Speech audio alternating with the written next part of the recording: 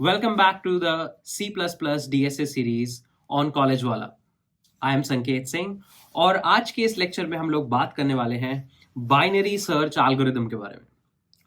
तो गाइस, अभी तक आप लोगों ने C++ की DSA सीरीज में काफी सारे कॉन्सेप्ट्स पढ़े हैं, राइट? आप लोगों ने बेसिक फंडामेंटल से स्टार्ट करके जहां पे आप लोगों ने ये सीखा कि बेसिक फॉर लूप क्या होते हैं, बेसिक व्हाइल लूप क्या होते हैं, ये सारे कॉन्सेप्ट्स को कवर करते हुए साथ ही साथ कुछ intermediate concepts like recursion, right, और प्रॉब्लम सॉल्विंग ऑन रिकर्जन, ये सारे कॉन्सेप्ट्स हम लोगों ने कवर करे हैं अब तक, राइट? लास्ट कुछ लेक्चर्स में आप लोगों ने ऑलरेडी सॉर्टिंग एल्गोरिथम्स के बारे में पढ़ा है, जहां पे आपने देखा कि bubble sort, selection sort, merge sort, quick sort, ये सारे सॉर्टिंग एल्गोरिथम्स एक्चुअली काम कैसे करते हैं। अब हम लोग इसी आई वुड से डिस्कशन को, इसी एल्गोरिथमिक डिस्कशन को एक स्टेप और फॉरवर्ड लेके जाने वाले हैं। आज के इस लेक्चर में हम लोग बेसिकली बात करेंगे एक नए एल्गोरिथम के बारे में, and to be very honest एक नई तरह की प्रॉब्लम के बारे में, राइट? जैसे सॉर्टिंग की प्रॉब्लम रीअरेंजमेंट की प्रॉब्लम थी कि अगर आपको अपना डेटा किसी एक पर्टिकुलर ऑर्डर में रीअरेंज करना है तो आप डिफरेंट तरह के सॉर्टिंग एल्गोरिथम्स को यूज करते थे।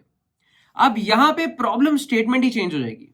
यहां पे प्रॉब्लम स्टेटमेंट आनी है सर्चिंग की। मैं आपको बताऊंगा कि सर्चिंग की प्रॉब्लम स्टेटमेंट क्या है, और उसके बाद हम लोग एक बहुत ही ज्यादा efficient algorithm named as binary search, इसके ऊपर बात करेंगे, राइट? बाइनरी सर्च अगर आपके इंटरव्यू के पर्सपेक्टिव से देखा जाए तो भी बहुत ज्यादा एक्सट्रीमली इंपॉर्टेंट टॉपिक बन जाता है।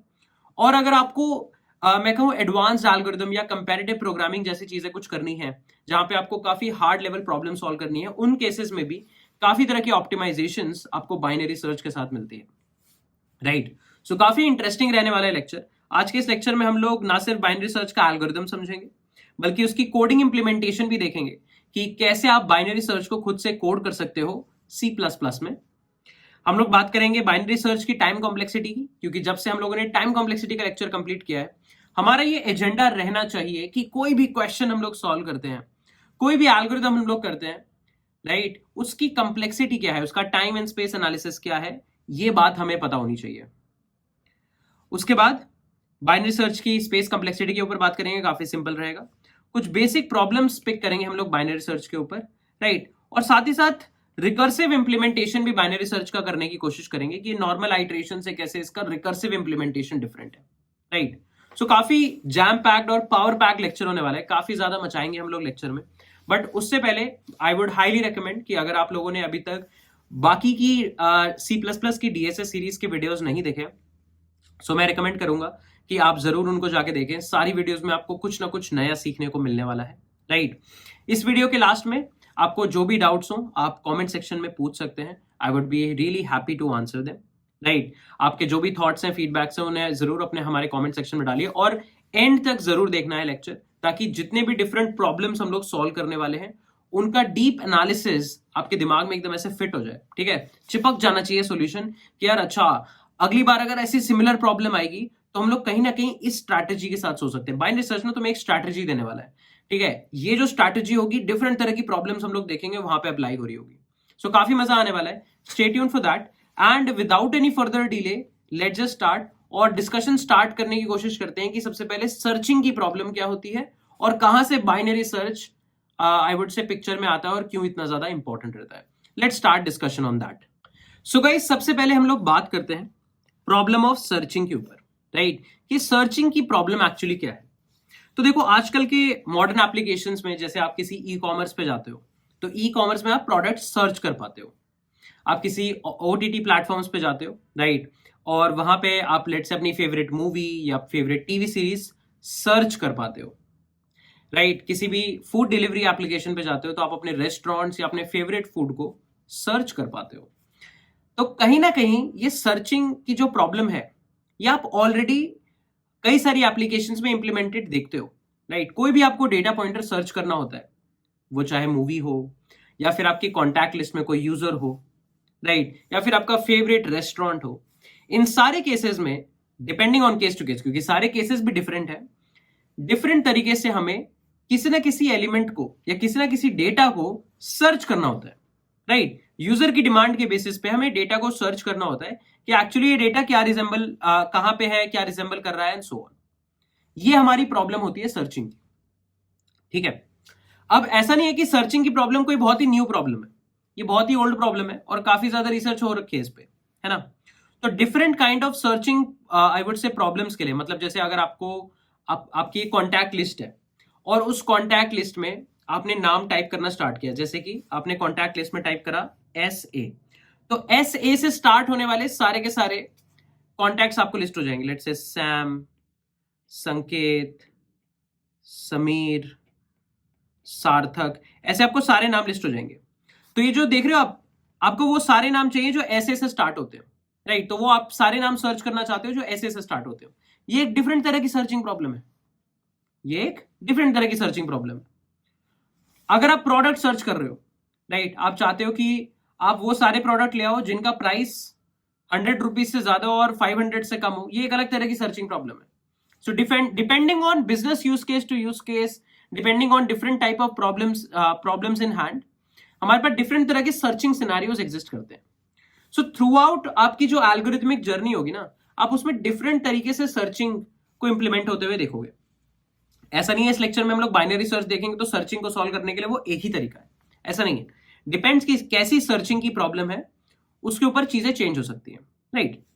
बट अगर मैं बहुत ही आई वुड से अम्ब्रेला लेवल पे बात करूं या बहुत ही 10,000 फीट लेवल पे बात करूं कि यार सर्चिंग से हम समझ क्या सकते हैं, तो सर्चिंग से तो यही समझ सकते हैं ना कि आपके पास एक पूल ऑफ डेटा होगा, बहुत सारा डेटा है इसमें, और इसमें से आप एक कोई particular type of data search करना चाहते हो। ये एटलीस्ट एक ऊबर लेवल प्रॉब्लम स्टेटमेंट में रख सकता हूं कि यार हमारे पास किसी तरीके से डेटा कलेक्टेड है, आप उसमें से कुछ सर्च करके ले आओ। ये वाली जो प्रॉब्लम है ये काइंड ऑफ लाइक एक जनरल प्रॉब्लम है। अब इसमें जैसे जैसे कंस्ट्रेंट्स आते जाते हैं वैसे वैसे डिफरेंट टाइप की सर्चिंग प्रॉब्लम्स बनती जाती हैं। तो स्टार्ट करने के लिए हम लोग इस जनरल प्रॉब्लम को ध्यान में लेके चलेंगे, ठीक है। चलो, अगर आपने जनरल प्रॉब्लम को ध्यान में ले लिया तो मैं कहता हूं कि आपके पास बहुत सारा डेटा है, ठीक है। तो आपके पास एरे है, मान लो एरे में बहुत सारा आपने डेटा स्टोर कर रखा है। तो मान लो ऐसे 9 6 1 3 -1 8 2, ठीक है। बहुत सारा डेटा आपने स्टोर किया हुआ है एन लेंथ के एरे, और आपके पास कोई तो टारगेट एलिमेंट है, लेट्स से टारगेट एलिमेंट है 8। आप चाहते हो ये चेक करना कि जो भी आपने डेटा कलेक्ट कर रखा है क्या इस एरे ऑफ डेटा में या इस एरे ऑफ इंटीजर्स में आपका टारगेट एलिमेंट पड़ा है या नहीं पड़ा है। कुछ एलिमेंट आप ढूंढना चाहते हो, कोई एक डेटा पॉइंटर आप ढूंढना चाहते हो, तो आप बस ये सेट चेक करोगे कि यार ये टारगेट इसमें पड़ा है या नहीं पड़ा। यही है प्रॉब्लम ऑफ सर्चिंग। एक ऊबर लेवल पे देखा जाए तो मल्टीपल डेटा पॉइंटर्स में से आप किसी पर्टिकुलर टाइप के डेटा पॉइंटर को सर्च करना चाहते हो। ये हमारी बेसिक डेफिनेशन हो गई सर्चिंग की, आसान भाषा में समझने की कोशिश कर रहे हैं हम लोग, ठीक है। अच्छा, तो अभी के लिए इसी प्रॉब्लम को लेते कि यार आपके पास एक ऐसी एरे थी और ऐसा एक टारगेट था, आपको चेक करना था कि टारगेट इस एरे में है या नहीं है। कैसे करेंगे? देखो एरे ना रैंडम सी लग रही है, कोई पर्टिकुलर ऑर्डरिंग या कुछ पर्टिकुलर ऑब्जर्वेशन ड्रॉ करना तो थोड़ा मुश्किल है। तो मैं क्या कहूंगा, how about we go to every element and match with target.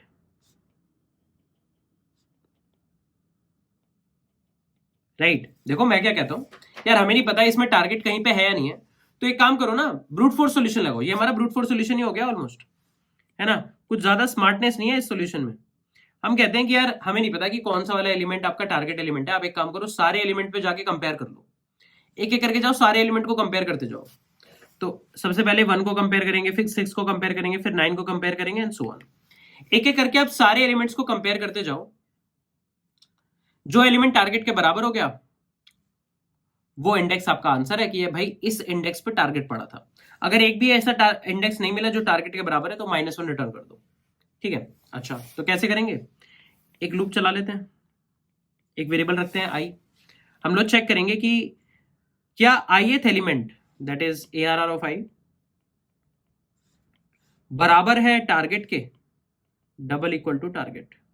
ये कंडीशन हम लोग चेक करेंगे कि क्या ARR ऑफ i टारगेट के बराबर है।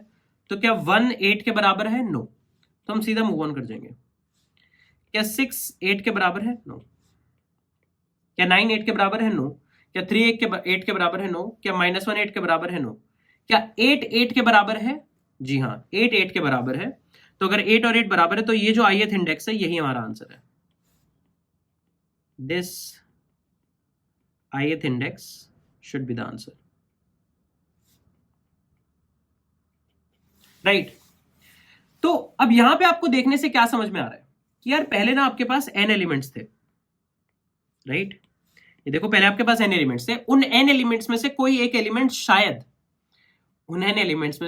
एक एलिमेंट शायद से आपके टारगेट के बराबर होता है ना. तो अब शायद वाला केस तो नहीं लेके चलेंगे.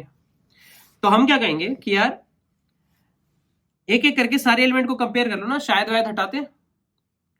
तो जब आपने पहले एलिमेंट को कंपेयर करा और वो टारगेट के बराबर नहीं मिला, तो क्या मैं कह सकता हूं n डेटा पॉइंटर्स के पूल में से आपका एक डेटा पॉइंटर एलिमिनेट हो चुका है कि यार ये कभी हमारे टारगेट के लिए लेने देना नहीं है इसका.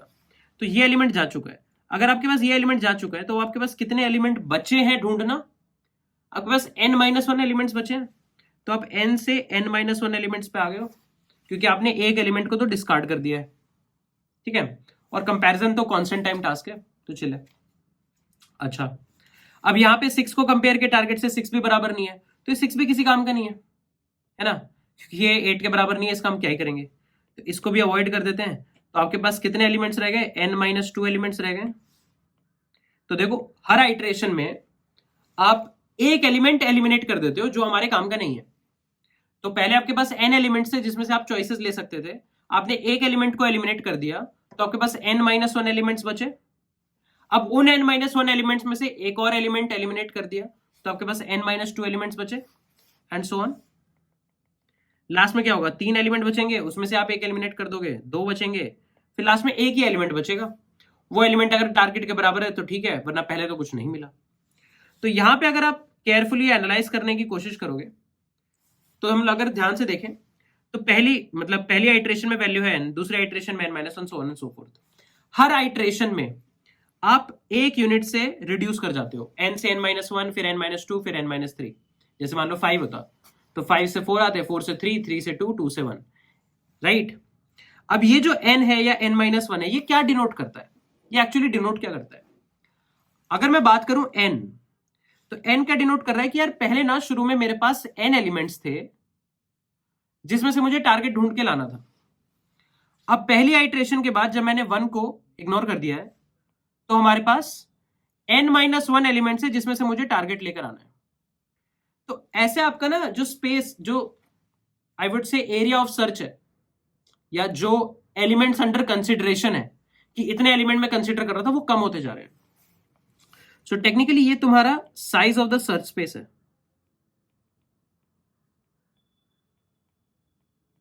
अब तुम कहोगे कि सर्च स्पेस क्या होता है सर.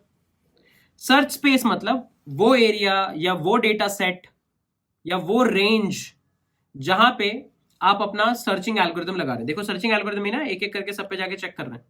तो ऐसी कोई रेंज हो या ऐसा कोई कलेक्शन ऑफ डेटा हो जहां पे आप अपना सर्चिंग अप्लाई करेंगे, वो आपका सर्च स्पेस हो जाएगा कि यार इस डेटा सेट के बाहर मैं कुछ नहीं ढूंढने वाला हूं. ठीक है. ओके. तो हर आइट्रेशन में जो तुम्हारा सर्च स्पेस है वो एक लेवल से या मैं कहूं एक यूनिट से कम हो जाता है. यहां पे सर्च स्पेस n-1 है क्योंकि अब n-1 एलिमेंट्स में से मुझे टारगेट ढूंढना है. अब यहां सर्च स्पेस n-2 है क्योंकि n-2 एलिमेंट्स, ये जो n-2 एलिमेंट्स हैं इसमें से टारगेट ढूंढना है एंड सो ऑन. राइट.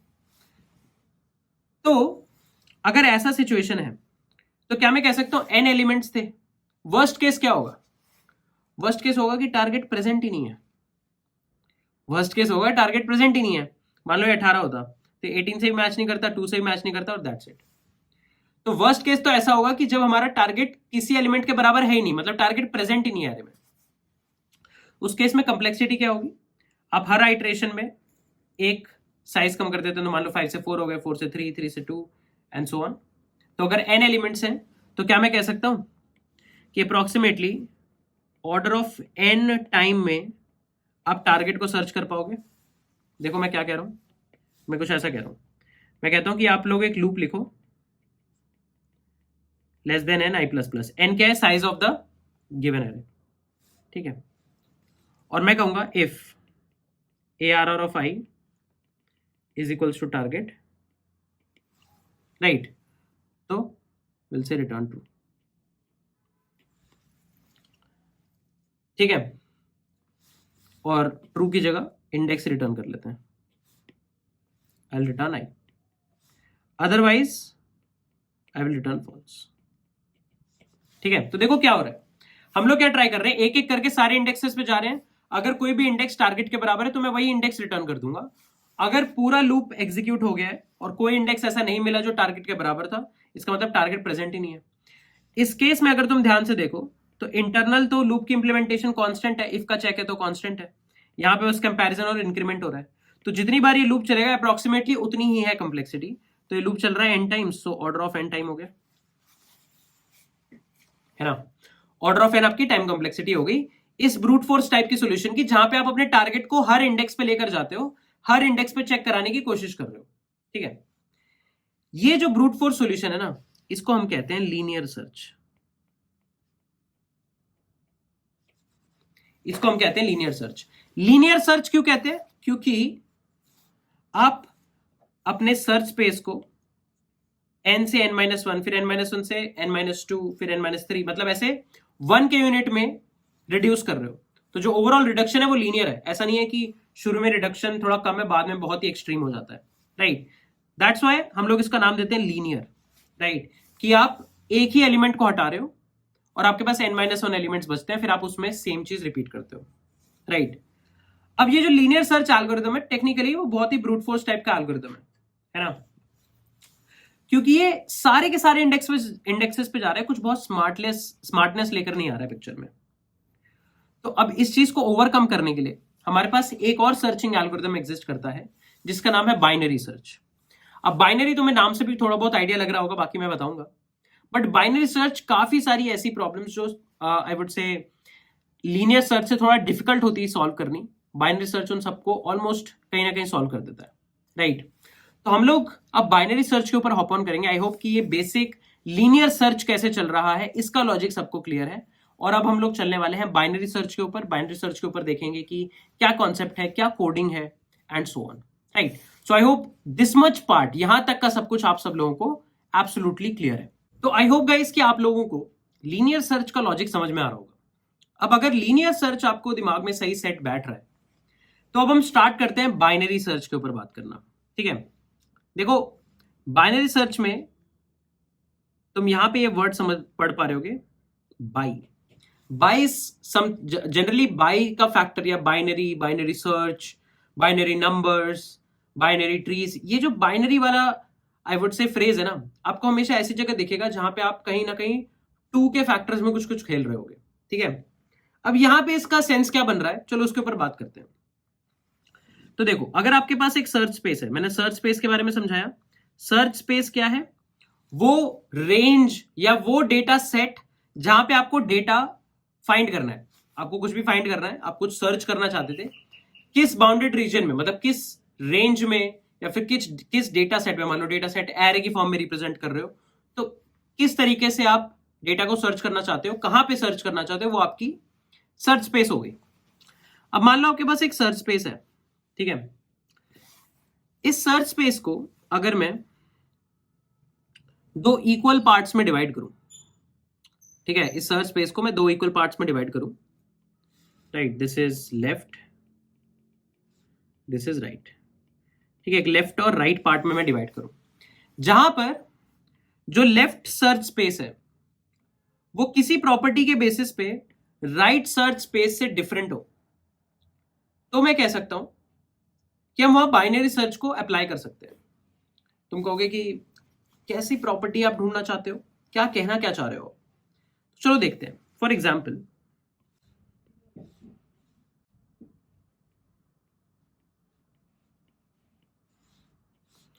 जहां पे हमारे पास एलिमेंट्स जो है ना वो सॉर्टेड ऑर्डर में रखें।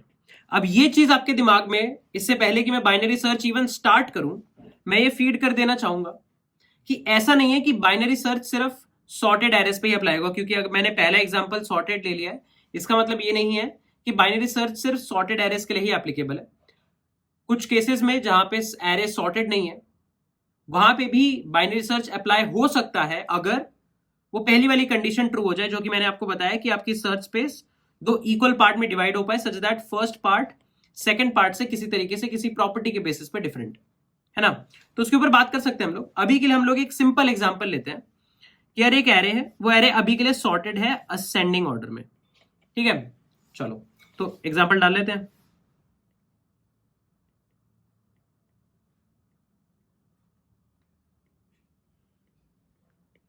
ठीक है, चलो अब इस एरे पे मैं तुम्हें कहता हूं बाइनरी सर्च अप्लाई करना है हमें, ठीक है। कैसे अप्लाई करेंगे वो देखते हैं। तुम्हें रियलाइज होगा कि बाइनरी सर्च एक बारे में बिल्कुल ही मचा देगा इस एरे पे, और काफी एफिशिएंटली तुम्हारा टारगेट सर्च करके ले आएगा। मान लो तुम्हारा टारगेट है 35, ठीक है। तो देखो बाइनरी सर्च क्या कहता है। बाइनरी सर्च कहेगा कि आप अपना, आपके पास यहाँ पे सर्च स्पेस क्या है अभी के लिए, जब एल्गोरिदम स्टार्ट हुआ है तो सर्च स्पेस क्या है, मतलब वो डेटा सेट जिसमें मुझे एलिमेंट को ढूंढना है, पूरी की पूरी एरे ही मेरी सर्च स्पेस है ना। तो बाइनरी सर्च कहेगा कि आप इस सर्च स्पेस को ना दो इक्वल हिस्सों में डिवाइड कर लो। तो चलो दो इक्वल हिस्सों में डिवाइड करते हैं। मान लो ये हमारा लो है, ये हमारा हाई है। तो मैं इसका मिड पॉइंट निकाल लेता हूं, इंडेक्सिंग कर देते हैं 0 1 2 3 4 5 6 7, ठीक है। तो 7 + 0/2 3, ये कहीं ना कहीं आपका मिड पॉइंट आ गया, ये आपका मिड पॉइंट आ गया। तो मैं कह सकता हूं कि क्योंकि ये इवन लेंथ की एरे, तो ये पार्ट और ये पार्ट दो इक्वल हाफ्स हो गए, है ना। तो इस मिड के बेसिस पे हम इक्वल हाफ्स निकाल सकते हैं अगर हमारे पास इवन लेंथ है या ऑड लेंथ है। तो चलो अब यहां पे एलिमेंट क्या है, 15 है, ये क्या 15 है। सबसे पहले आप ये चेक करोगे कि जो आपका मिडल एलिमेंट है क्या वो टारगेट के बराबर है। नहीं, टारगेट के बराबर तो नहीं है, मिडल एलिमेंट है 15, टारगेट है 35, ठीक है। अच्छा, अब सोचने की बात क्या है, जरा 15 और 35 को कंपेयर करो। क्या मैं ये कह सकता हूं कि 15 इज लेस देन 35? अगर 15 35 से लेस है तो ये एरे तो सॉर्टेड थी ना, ये एरे तो असेंडिंग ऑर्डर में सॉर्टेड थी। अगर 15 35 से कम है और ये सारे एलिमेंट्स जो कि लेफ्ट साइड ऑफ 15 पे है, क्योंकि ये एरे सॉर्टेड थी, तो ये सब तो 15 से भी छोटे हैं। देखो 13 is less then 15, 9 is less then 15, 1 is less then 15। तो मिड के लेफ्ट साइड में जो भी एलिमेंट्स है वो मिड से छोटे ही होंगे क्योंकि सॉर्टेड है एरे। और अगर हमारा मिडल एलिमेंट भी टारगेट से छोटा है तो क्या मैं कह सकता हूं कि इस रीजन में तो टारगेट कभी होगा ही नहीं, इस रीजन में टारगेट कभी एग्जिस्ट ही नहीं करेगा। देखो दोबारा बताता हूं, मैं कहता हूं आप मिड को कंपेयर करो टारगेट से, क्या ये बराबर है, नहीं है। क्या ये लेस देन है, जी हाँ लेस देन है, 15 इज लेस देन 35। अब प्रॉब्लम क्या है यहां पे कि अब क्योंकि ये एरे सॉर्टेड थी तो 15 से छोटे सारे एलिमेंट्स 15 के लेफ्ट साइड पे है ना। तो अगर हम लोग ये बात करें कि 15 क्योंकि 35 से छोटा है और ये सारे एलिमेंट्स 15 से छोटे हैं, तो ये सारे एलिमेंट्स 35 से भी तो छोटे हैं। मतलब ये पूरी की पूरी एरे, इतना रेंज के एरे 0 1 2 3 इंडेक्स पे जो एरे है वो पूरी की पूरी लेस देन 35 है। यहां पे तो कभी 35 एग्जिस्ट करेगा ही नहीं ना, क्योंकि यहाँ पे तो सारे 35 से छोटे एलिमेंट है, यहाँ तो 35 के होने का कोई रीजनिंग ही नहीं है। तो अगर इस रीजन में 35 के होने का कोई रीजनिंग नहीं है तो क्या मैं कह सकता हूं कि अब सर्च स्पेस को बचे हुए पार्ट में रखते हैं, क्योंकि हमें पता है इस पार्ट में कुछ नहीं मिलने वाला, तो इतना पार्ट सर्च स्पेस बना देते हैं। और सर्च स्पेस यहाँ पे डिफाइन कैसे हो रहा है, लो कोमा हाई से सर्च स्पेस डिफाइन हो रहा है। तो मैं कहता हूं मैं लो को ले आऊंगा मिड +1 यहां पे, ठीक है। ये क्या हुआ, क्योंकि आपको ये सारे एलिमेंट डिस्कार्ड करने थे तो आपने कर दिया लो इज इक्वल्स टू मिड +1। यार मिड तक के सारे एलिमेंट्स डिस्कार्ड कर दो, ठीक है, ओके। अब इस मिड का काम हो गया, आगे बढ़ते हैं। अब ये हमारे पास सर्च स्पेस है, अब दोबारा तुम मिड निकालो, दोबारा से तुम मिड निकालो। 7 + 4 11/2 इज 5, तो तुम्हारा मिड ना ये आ गया, तुम्हारा ये मिड आ गया। अब दोबारा देखो, ये सर्च स्पेस है, यहां पे 22 इज लेस देन 35। अगर 22 लेस देन 35 है तो हमारे सर्च स्पेस में जो भी कुछ 22 से लेफ्ट साइड पे है वो भी लेस देन 35 है, जैसे 18 इज भी लेस देन 35 है, तो ये पूरी रेंज डिस्कार्ड मार्क हो जाएगी, है ना। और आप लो को कहां ले आओगे, मिड +1,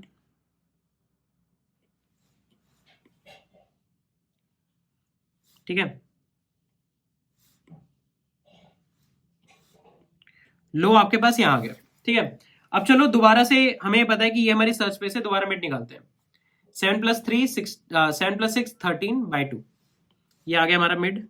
मिड लो के बराबर है इस बारी, और आप दोबारा चेक करोगे क्या मिड टारगेट के बराबर है, जी हाँ टारगेट के बराबर है, आपको मिड मिल गया। तो टेक्निकली स्पीकिंग आपने एक बार आइट्रेशन करी इस 15 के लिए, एक बार आइट्रेशन करी आई वुड से 22 के लिए, और थर्ड आइट्रेशन में आपको डायरेक्टली 35 आपका आंसर मिल गया। 3 आइट्रेशन में आपने सेकंड लास्ट एलिमेंट ढूंढ लिया। यहीं अगर लीनियर सर्च होता तो 3 आइट्रेशन में तो आप 13 तक पहुंचे होते, है ना। बट तुम्हें लगेगा सर और भी तो केसेस हो सकते हैं, एक और एग्जांपल लेके देखो, तो चलो देखते हैं। अब इस बारी चलो टारगेट को ले लेते हैं 13, ठीक है, टारगेट ले लेते हैं 13, लो हाई, ठीक है। अब दोबारा से हम लोग मिड कैलकुलेट करेंगे, क्यों? क्योंकि हमें अपनी एरे को 2 हिस्सों में डिवाइड करना है, हमें अपनी एरे को 2 हिस्सों में डिवाइड करना है। अब यहां पे देखो, क्या मिड टारगेट के बराबर है, जी नहीं। क्या मिड टारगेट से लेस है, जी नहीं, 15 इज नॉट लेस देन 13। जबकि मिड टारगेट से बड़ा है, 15 इज ग्रेटर देन 13। अगर मिड टारगेट से बड़ा है और ये एरे सॉर्टेड है असेंडिंग ऑर्डर में, तो 18 भी 15 से बड़ा होगा, 22 भी 15 से बड़ा होगा, 35 भी 15 से बड़ा होगा, 40 भी 15 से बड़ा होगा। और क्योंकि 15 ऑलरेडी 13 से बड़ा है, ये सारी वैल्यूज ग्रेटर देन टारगेट होंगी, तो ये हमारे किसी काम की नहीं है, क्योंकि यहां कभी इक्वल टू द टारगेट नहीं मिलेगा, है ना। तो हम लोग ये पूरा का पूरा पार्ट मिसमैच कर देंगे, या मैं कहूं डिस्कार्ड कर देंगे। इसको डिस्कार्ड करने के लिए क्या करना होगा, क्योंकि लो टू हाई आपकी रीजन डिफाइन करती है सर्च स्पेस की, तो आप हाई को मिड -1 ले आओगे और रीस्टार्ट करोगे, क्योंकि अब ये है सर्च स्पेस। अब मिड निकालेंगे, 2 + 0/2 1, ये मिड आ गया। अब दोबारा चेक करेंगे, is 9 equal to 13? No. Is 9 less than 13? Yes. 9 क्योंकि लेस देन 13 है, तो 9 से पहले जितने भी एलिमेंट्स होंगे वो भी लेस देन 13 होंगे। तो हम लोग क्या करेंगे, low is equal to mid +1, right. और यहां पे लो + i/2, दोबारा तुम्हारा मिड तो आ गया 2, और वैल्यू जो है वो भी टारगेट के बराबर है, तो ये आ गया हमारा इंडेक्स, राइट। तो इस तरीके से हम लोग बाइनरी सर्च अप्लाई कर सकते हैं। अब तुम्हें लगेगा कि सर ये तो मतलब आपने आके एल्गोरिथम बता दिया, तो हमने देख लिया, हमने सीख लिया, बट ये सोचते कैसे हैं, आगे इससे प्रॉब्लम कैसे सॉल्व करनी है वो बताओ। तो देखो, मैंने शुरू में ही क्या कहा था कि बाइनरी सर्च उन आई वुड से प्रॉब्लम्स के लिए वैलिड है, बाइनरी सर्च उन प्रॉब्लम्स के लिए वैलिड है जहां पे आपका जो सर्च स्पेस है उसको आप 2 हिस्सों में डिवाइड कर पाओ। पहला हिस्सा दूसरे हिस्से से किसी रीजन की वजह से डिफरेंट होना चाहिए। फॉर एग्जांपल जैसे यहां पे कंसीडर करते हैं, है ना। तो अब यहां से अगर मैं कंसीडर करूं, टारगेट है 13, मिड आएगा 15 पे। अब मैं ये कह सकता हूं कि ये पूरा रीजन एक सेम सेट ऑफ एलिमेंट्स का है जहां पे everything is greater than the target. इस रीजन में कुछ एलिमेंट ग्रेटर देन टारगेट हो सकते हैं, कुछ लेस देन टारगेट हो सकते हैं, कुछ इक्वल टू टारगेट हो सकते हैं। जैसे ये 13 होता, ये 14 होता, तो इस रेंज में लेस देन 13 भी है, ग्रेटर देन 13 भी है, 13 भी है ना। तो अब ये एक डिफरेंस आ गया ना हमारे पास सर्च स्पेस का। अगर मैं यहां से सर्च स्पेस को डिवाइड करूं तो ये सारे एलिमेंट्स क्या है, ये हमारा सॉर्टेड अरेंजमेंट फॉलो करते हैं, राइट। ये सारे के सारे ग्रेटर देन 13 है, सारे एलिमेंट्स ही ग्रेटर देन 13 है। वेराज इसके लेफ्ट साइड पे कुछ एलिमेंट्स ग्रेटर देन 13 होंगे, कुछ एलिमेंट्स इक्वल टू 13 होंगे, कुछ एलिमेंट्स लेस देन 13 होंगे। तो इसीलिए आपको जब भी कोई सर्च स्पेस प्रोवाइड करी जाती है, आप उस सर्च स्पेस को एनालाइज करो। आप देखो कि किस प्रॉपर्टी के बेसिस पे हम सर्च स्पेस को 2 हिस्सों में डिवाइड कर सकते हैं। फिर हम लोग एक पूरा हिस्सा डिस्कार्ड कर देंगे। देखो जैसे यहां पे अब ये वाला पार्ट है, ये पूरा डिस्कार्ड हो जाएगा, राइट। जो पार्ट हमारे लायक नहीं है, जो एक्चुअल रेंज है जिसमें हमारा आंसर एग्जिस्ट नहीं करता, उसको हम अवॉइड कर देंगे और रिड्यूस कर जाएंगे, राइट। तो अगर हमें लेफ्ट मतलब राइट का पूरा रीजन उड़ाना है तो high is equals to mid -1, otherwise low is equals to mid +1। ये एक बेसिक स्ट्रक्चर तैयार हो गया है हमारे पास बाइनरी सर्च एल्गोरिथम का, ठीक है। अभी हम इसके ऊपर कुछ और प्रॉब्लम्स करेंगे, इसका आई वुड से कोडिंग इंप्लीमेंटेशन देखेंगे, तब जाके आपको थोड़ी बेटर क्लैरिटी आने लग जाएगी बाइनरी सर्च क्या होता है। इन अ नटशेल, बाइनरी सर्च हमारा एक सर्चिंग एल्गोरिथम है जहां पे अगर आपके पास एक सर्च स्पेस है जिसको आप लेट से 2 हिस्सों में डिवाइड कर सकते हैं। अगर आपके पास एक सर्च स्पेस है, 2 हिस्सों में हम उसको डिवाइड कर सकते हैं। ये जो 2 हिस्से बनने चाहिए, ये ऐसे बनने चाहिए कि किसी प्रॉपर्टी के बेसिस पे डिफरेंट हो। फॉर एग्जांपल यहां पे सब कुछ ही 13 से बड़ा है, बट लेफ्ट साइड पे कुछ 13 से छोटा है, बराबर है, बड़ा है, ठीक है। तो हमने एक प्रॉपर्टी ढूंढ ली, उसके बेसिस पे डिवाइड कर सकते हैं, राइट। और सिमिलरली और डिवीजन हम लोग करते जाएंगे। जैसे ही हम लोग डिवाइड करते हैं तो हम कैलकुलेट करेंगे क्या ये वाला रीजन रखना बेनिफिशियल है या फिर लेफ्ट वाला। तो ये वाले रीजन का कोई फायदा नहीं है क्योंकि ये सारे के सारे ग्रेटर देन 13 है, तो यहां पर हम लोग आ जाएंगे, यहीं से हमारा आंसर आ रहा होगा और फिर रिपीट कर देंगे प्रोसेस। अब टेक्निकली ये सब तो है नहीं, तो इतना बचा सर्च स्पेस, राइट। तो बहुत बड़ा चंक ऑफ एलिमेंट्स एक बारी में एलिमिनेट कर देते हो। ये काफी इंटरेस्टिंग पॉइंटर है आई वुड से बाइनरी सर्च के लिए, राइट। मैं इसका time and space complexity analysis भी करूंगा, तब आपको ज्यादा समझ में आएगा, राइट। बट आई होप कि ये basic introduction to binary search की बाइनरी सर्च होता क्या है, कैसे अप्लाई किया जा सकता है, एक एग्जाम्पल हमने लिया सॉर्टेड असेंडिंग ऑर्डर वाला, राइट। आई होप कि इतना पार्ट सबको सब कुछ सही से समझ में आ रहा है। अगर कोई भी ऐसा पार्ट है जिसके रिगार्डिंग आपको डाउट हो रहा है, नहीं समझ में आ रहा है, तो आप वीडियो में आई वुड से कि थोड़ा सा बैक जाइए और रिविजिट करने की कोशिश करो, क्योंकि यहाँ पे जो कंसेप्ट है वो काफी कोर है ना, ये आप ऐसे भूल नहीं सकते। तो मेक श्योर कि ये सारी चीजें आपको समझ में आ रही है, and if that is the case तो अब हम लोग स्टार्ट करते हैं इसका कोडिंग इंप्लीमेंटेशन और साथ ही साथ इसकी time and space complexity analysis. तो चलो यार, अब हम लोग अपने बाइनरी सर्च का कोडिंग इंप्लीमेंटेशन लिखने की कोशिश करते हैं, राइट। हम लोग सेम प्रॉब्लम पिक करेंगे कि हमारे पास एक एरे गिवन है जो कि सॉर्टेड ऑर्डर में अरेंज्ड है, असेंडिंग ऑर्डर में अरेंज्ड है ना। और उस सॉर्टेड एरे में हमारे पास एक टारगेट एलिमेंट है जिसको हम लोग फाइंड करना चाहते हैं और हम लोग उसको बाइनरी सर्च की हेल्प से फाइंड आउट करने की कोशिश करेंगे, ठीक है। चलो तो स्टार्ट करते हैं हम लोग। पहले मैं अपनी बेसिक बॉलर प्लेट ले आता हूँ। तो ये हमारे पास बेसिक, हमारे पास एक इंट मेन का फंक्शन आ गया और ऊपर आई स्ट्रीम आ गया। तो यहाँ पे मैं एक फंक्शन लिखता हूँ, इंट बाइनरी सर्च, ठीक है। तो हम लोग एक बाइनरी सर्च का फंक्शन बनाएंगे। अब इस फंक्शन में हमें वेक्टर चाहिए, तो मैं वेक्टर इंक्लूड कर लेता हूँ, हैश इंक्लूड वेक्टर, ठीक है। और यहाँ पे हम लोग एक वेक्टर ऑफ इंट बना लेंगे इनपुट, ठीक है। और एक टारगेट पास करेंगे। तो हमारे पास एक वेक्टर आ गया है और एक टारगेट आ गया, ठीक है। अब यहाँ पे इस वेक्टर के अंदर हमें एक कॉरेस्पॉन्डिंग टारगेट फिगर आउट करके लाना है, ठीक है। एक काम करते हैं, इनपुट को हम लोग बाय रेफरेंस पास करेंगे ताकि कोई कॉपी क्रिएट ना हो। चलो अब सबसे पहले हम लोग यहाँ पे अपना सर्च स्पेस डिफाइन कर लेते हैं। Define search space. Search space कैसे डिफाइन करेंगे हम लोग? Lower point, starting point of the search space define कर लेंगे लो, विच इज 0। ये हो गया हमारा start of the search space. फिर हम लोग हाई डिफाइन कर लेंगे, that is input dot size -1। ये हो गया हमारा end of the search space, ठीक है। और हम लोग कहेंगे while low is less than और इक्वल टू हाई। जब तक हाई और लो, मतलब kind of like two pointer जैसी अप्रोच आपको दिखने लगेगी कि जैसे ही हाई और लो जब तक एक दूसरे के से क्रॉस नहीं कर जाते हैं तब तक हम लोग कुछ इवैल्यूएशन करेंगे। क्या करेंगे? Will calculate the mid point, calculate mid point for the search space,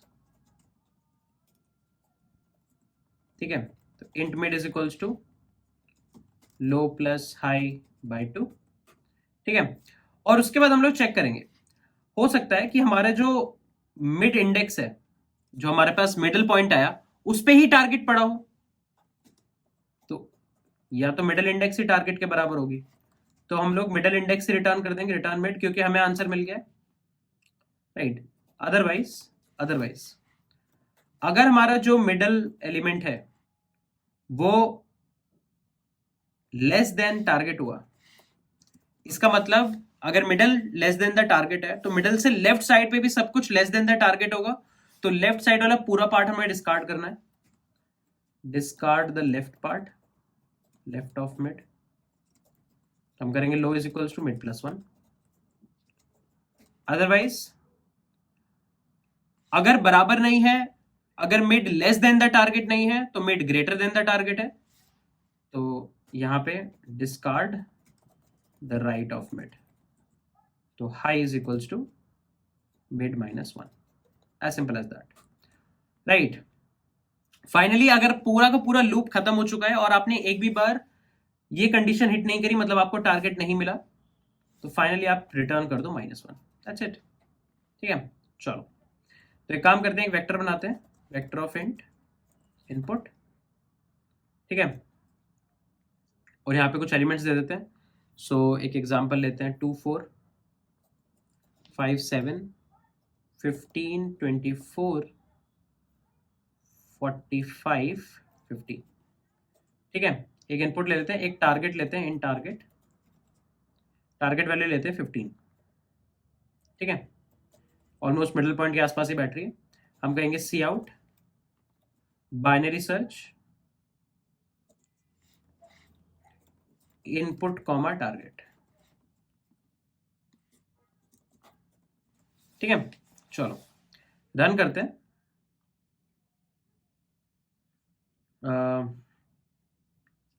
so I guess ये ओल्डर C++ वर्जन में रनिंग ऐसे करेगा, तो मैं लेटेस्ट C++ वर्जन में रन कर लेता हूँ। So binary search -std C++14।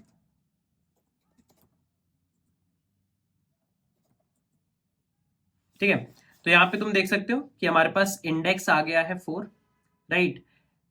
और यहाँ पे अगर आप तुम देखो 0 1 2 3 4, ये हमारे पास 4th इंडेक्स है, राइट। अगर तुम्हें ये समझ में नहीं आ रहा है कि हमने ऐसे कैसे रन करा, तो एक काम करते हैं, हम लोग यूजर से इनपुट ले लेते हैं। ठीक है, टारगेट का भी और इनपुट का भी, और फिर मैं तुम्हें दिखा देता हूँ int n c in n। ठीक है, हमने साइज ऑफ द इनपुट ले लिया है, तो एक वेक्टर बना लेंगे हम लोग, और उस वेक्टर में n एलिमेंट्स इनपुट कर लेंगे, int x c in x input dot push back x। ठीक है, और फिर हम लोग एक टारगेट भी ले लेंगे, सी इन टारगेट। ठीक है, चलो दोबारा रन करते हैं।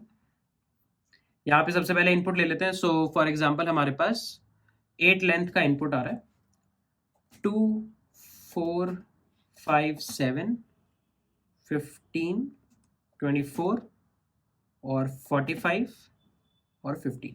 ठीक है, और उसके बाद टारगेट हम लोग रख लेते हैं 15, टारगेट वैल्यू रख लेते हैं 15। जैसे मैंने एंटर प्रेस किया, देखो 4 आ रहा है और 4th इंडेक्स पे 15 पड़ा है। अब अगर मैं सेम एरे में 45 सर्च करना चाहूँ, देखो 45 के लिए 6 आ रहा है, तो 4 5 6 6th इंडेक्स पे 45 है। अगर मैं सेम एरे में 13 सर्च करना चाहूँ, तो 13 एग्जिस्ट नहीं करता, तो 13 के लिए -1 आ रहा है। Can I say that? और काफी एफिशिएंटली, मतलब ऐसा नहीं हो रहा होगा कि आप हर बारी अपने सर्च स्पेस में से एक एलिमेंट रिमूव कर रहे हो, आप अपने सर्च स्पेस का एक बहुत बड़ा चंक एक बारी में रिमूव कर देते हो, और वहां से आपके पास बाइनरी सर्च बनकर आता है। तो आई होप कि एक बेसिक कोडिंग इंप्लीमेंटेशन सब लोगों को क्लियर है। इस कोडिंग इंप्लीमेंटेशन के बेसिस पे अब हम लोग इसका टाइम कॉम्प्लेक्सिटी और स्पेस कॉम्प्लेक्सिटी एनालिसिस करेंगे, राइट। और देखेंगे कि एक्चुअली टाइम कॉम्प्लेक्सिटी वाइज और space complexity wise binary search कहां लाई करता है, क्या एफिशिएंसी है, राइट। एटलीस्ट स्पेस कॉम्प्लेक्सिटी के टर्म्स में अगर मैं बात करूं, तो स्पेस कॉम्प्लेक्सिटी तो हम लोग डायरेक्टली विजुलाइज कर ही पा रहे होंगे कि यहाँ पे कोई एक्स्ट्रा स्पेस तो हम लोग कंसिडर कर नहीं रहे, रिकर्जन यूज हो नहीं रही, तो स्पेस कॉम्प्लेक्सिटी तो ऑर्डर ऑफ 1 ही है ना। टाइम कॉम्प्लेक्सिटी है, टाइम कॉम्प्लेक्सिटी के ऊपर हमें बात करनी चाहिए। तो let's try to figure out कि बाइनरी सर्च की टाइम कॉम्प्लेक्सिटी क्या होगी। ठीक है, तो चलो अब हम लोगों को बेसिक आइडिया लग गया है कि बाइनरी सर्च क्या होता है, कैसे किसी भी एग्जांपल के ऊपर आप बाइनरी सर्च अप्लाई कर सकते हैं। ठीक है, अब हम लोग बाइनरी सर्च की टाइम कॉम्प्लेक्सिटी के ऊपर बात करते हैं। तो देखो, बहुत ही आसान तरीके से आप ये समझ सकते हो कि बाइनरी सर्च की टाइम कॉम्प्लेक्सिटी क्या है। सोचने की बात यह है कि अगर आप कोडिंग इंप्लीमेंटेशन देखो बाइनरी सर्च की, तो इनिशियली आप क्या कर रहे हो, आप एक सर्च स्पेस डिफाइन कर रहे हो, मतलब एक रीजन डिफाइन कर रहे हो जहां पे आप एलिमेंट को फाइंड कर सकते हो। क्या मैं ये कह सकता हूं इनिशियली ये सर्च स्पेस n लेंथ का है, क्योंकि जो एरे का साइज है उतना ही था, है ना, या जो भी आपका सर्च स्पेस का साइज है, तो इनिशियली आपका सर्च स्पेस का साइज है n। उसके बाद हर वाइल लूप की आइट्रेशन में आप एक मिड कैलकुलेट करते हो, कांस्टेंट टाइम ऑपरेशन, आप कुछ इफ चेक्स लगाते हो, और इन इफ चेक्स के बेसिस पे बेस्ट केस तो क्या होगा कि पहली बार में ही आपको एलिमेंट मिल गया, और हम लोग वर्स्ट केस लेके चलेंगे कि आपको मान लो एलिमेंट नहीं मिला, तो ये वाइल लूप बार बार चलेगा। अब ये वाइल लूप जब भी चलता है तो क्या होगा, बेस्ड ऑन दीज कंडीशंस आप अपने सर्च स्पेस का आधा हिस्सा डिस्कार्ड कर देंगे। n/2 part of your search space will be discarded और बचा हुआ n/2 हिस्सा आप एक्सेप्ट कर लेंगे. The remaining n/2 will be accepted. तो क्या मैं कह सकता हूं कि पहली आइट्रेशन में, आफ्टर द फर्स्ट आइट्रेशन, मतलब पहली आइट्रेशन में साइज n है, उसके बाद पहली आइट्रेशन के बाद साइज हो जाएगा n/2, उसके बाद साइज हो जाएगा n/4. क्योंकि आप देखो आपका सर्च स्पेस मान लो पहले इनिशियल n साइज का था, आपने उसको हाफ में डिवाइड किया और एक हाफ डिस्कार्ड कर दिया, एक हाफ एक्सेप्ट किया. अब अगली आइट्रेशन में इस सर्च स्पेस का, ये जो हाफ सर्च स्पेस है, इसको भी आप हाफ कर दोगे, इसका मान लो एक पार्ट डिस्कार्ड कर दोगे, तो ये आपके पास n/4 साइज बचा. तो हर आइट्रेशन में आप अपने सर्च स्पेस को प्रीवियस साइज से हाफ कर देते हो. तो प्रीवियसली आपका सर्च स्पेस का साइज था n, आपने कर दिया n/2, n/2 से आपने कर दिया n/4. ठीक है. उसके बाद n/8 and so on. Finally क्या मैं कह सकता हूं कि सर्च स्पेस का साइज 1 हो जाएगा, जिस पे आप फाइनल चेक लगाओगे कि फाइनल आपके पास एक ही एलिमेंट बचेगा, है ना.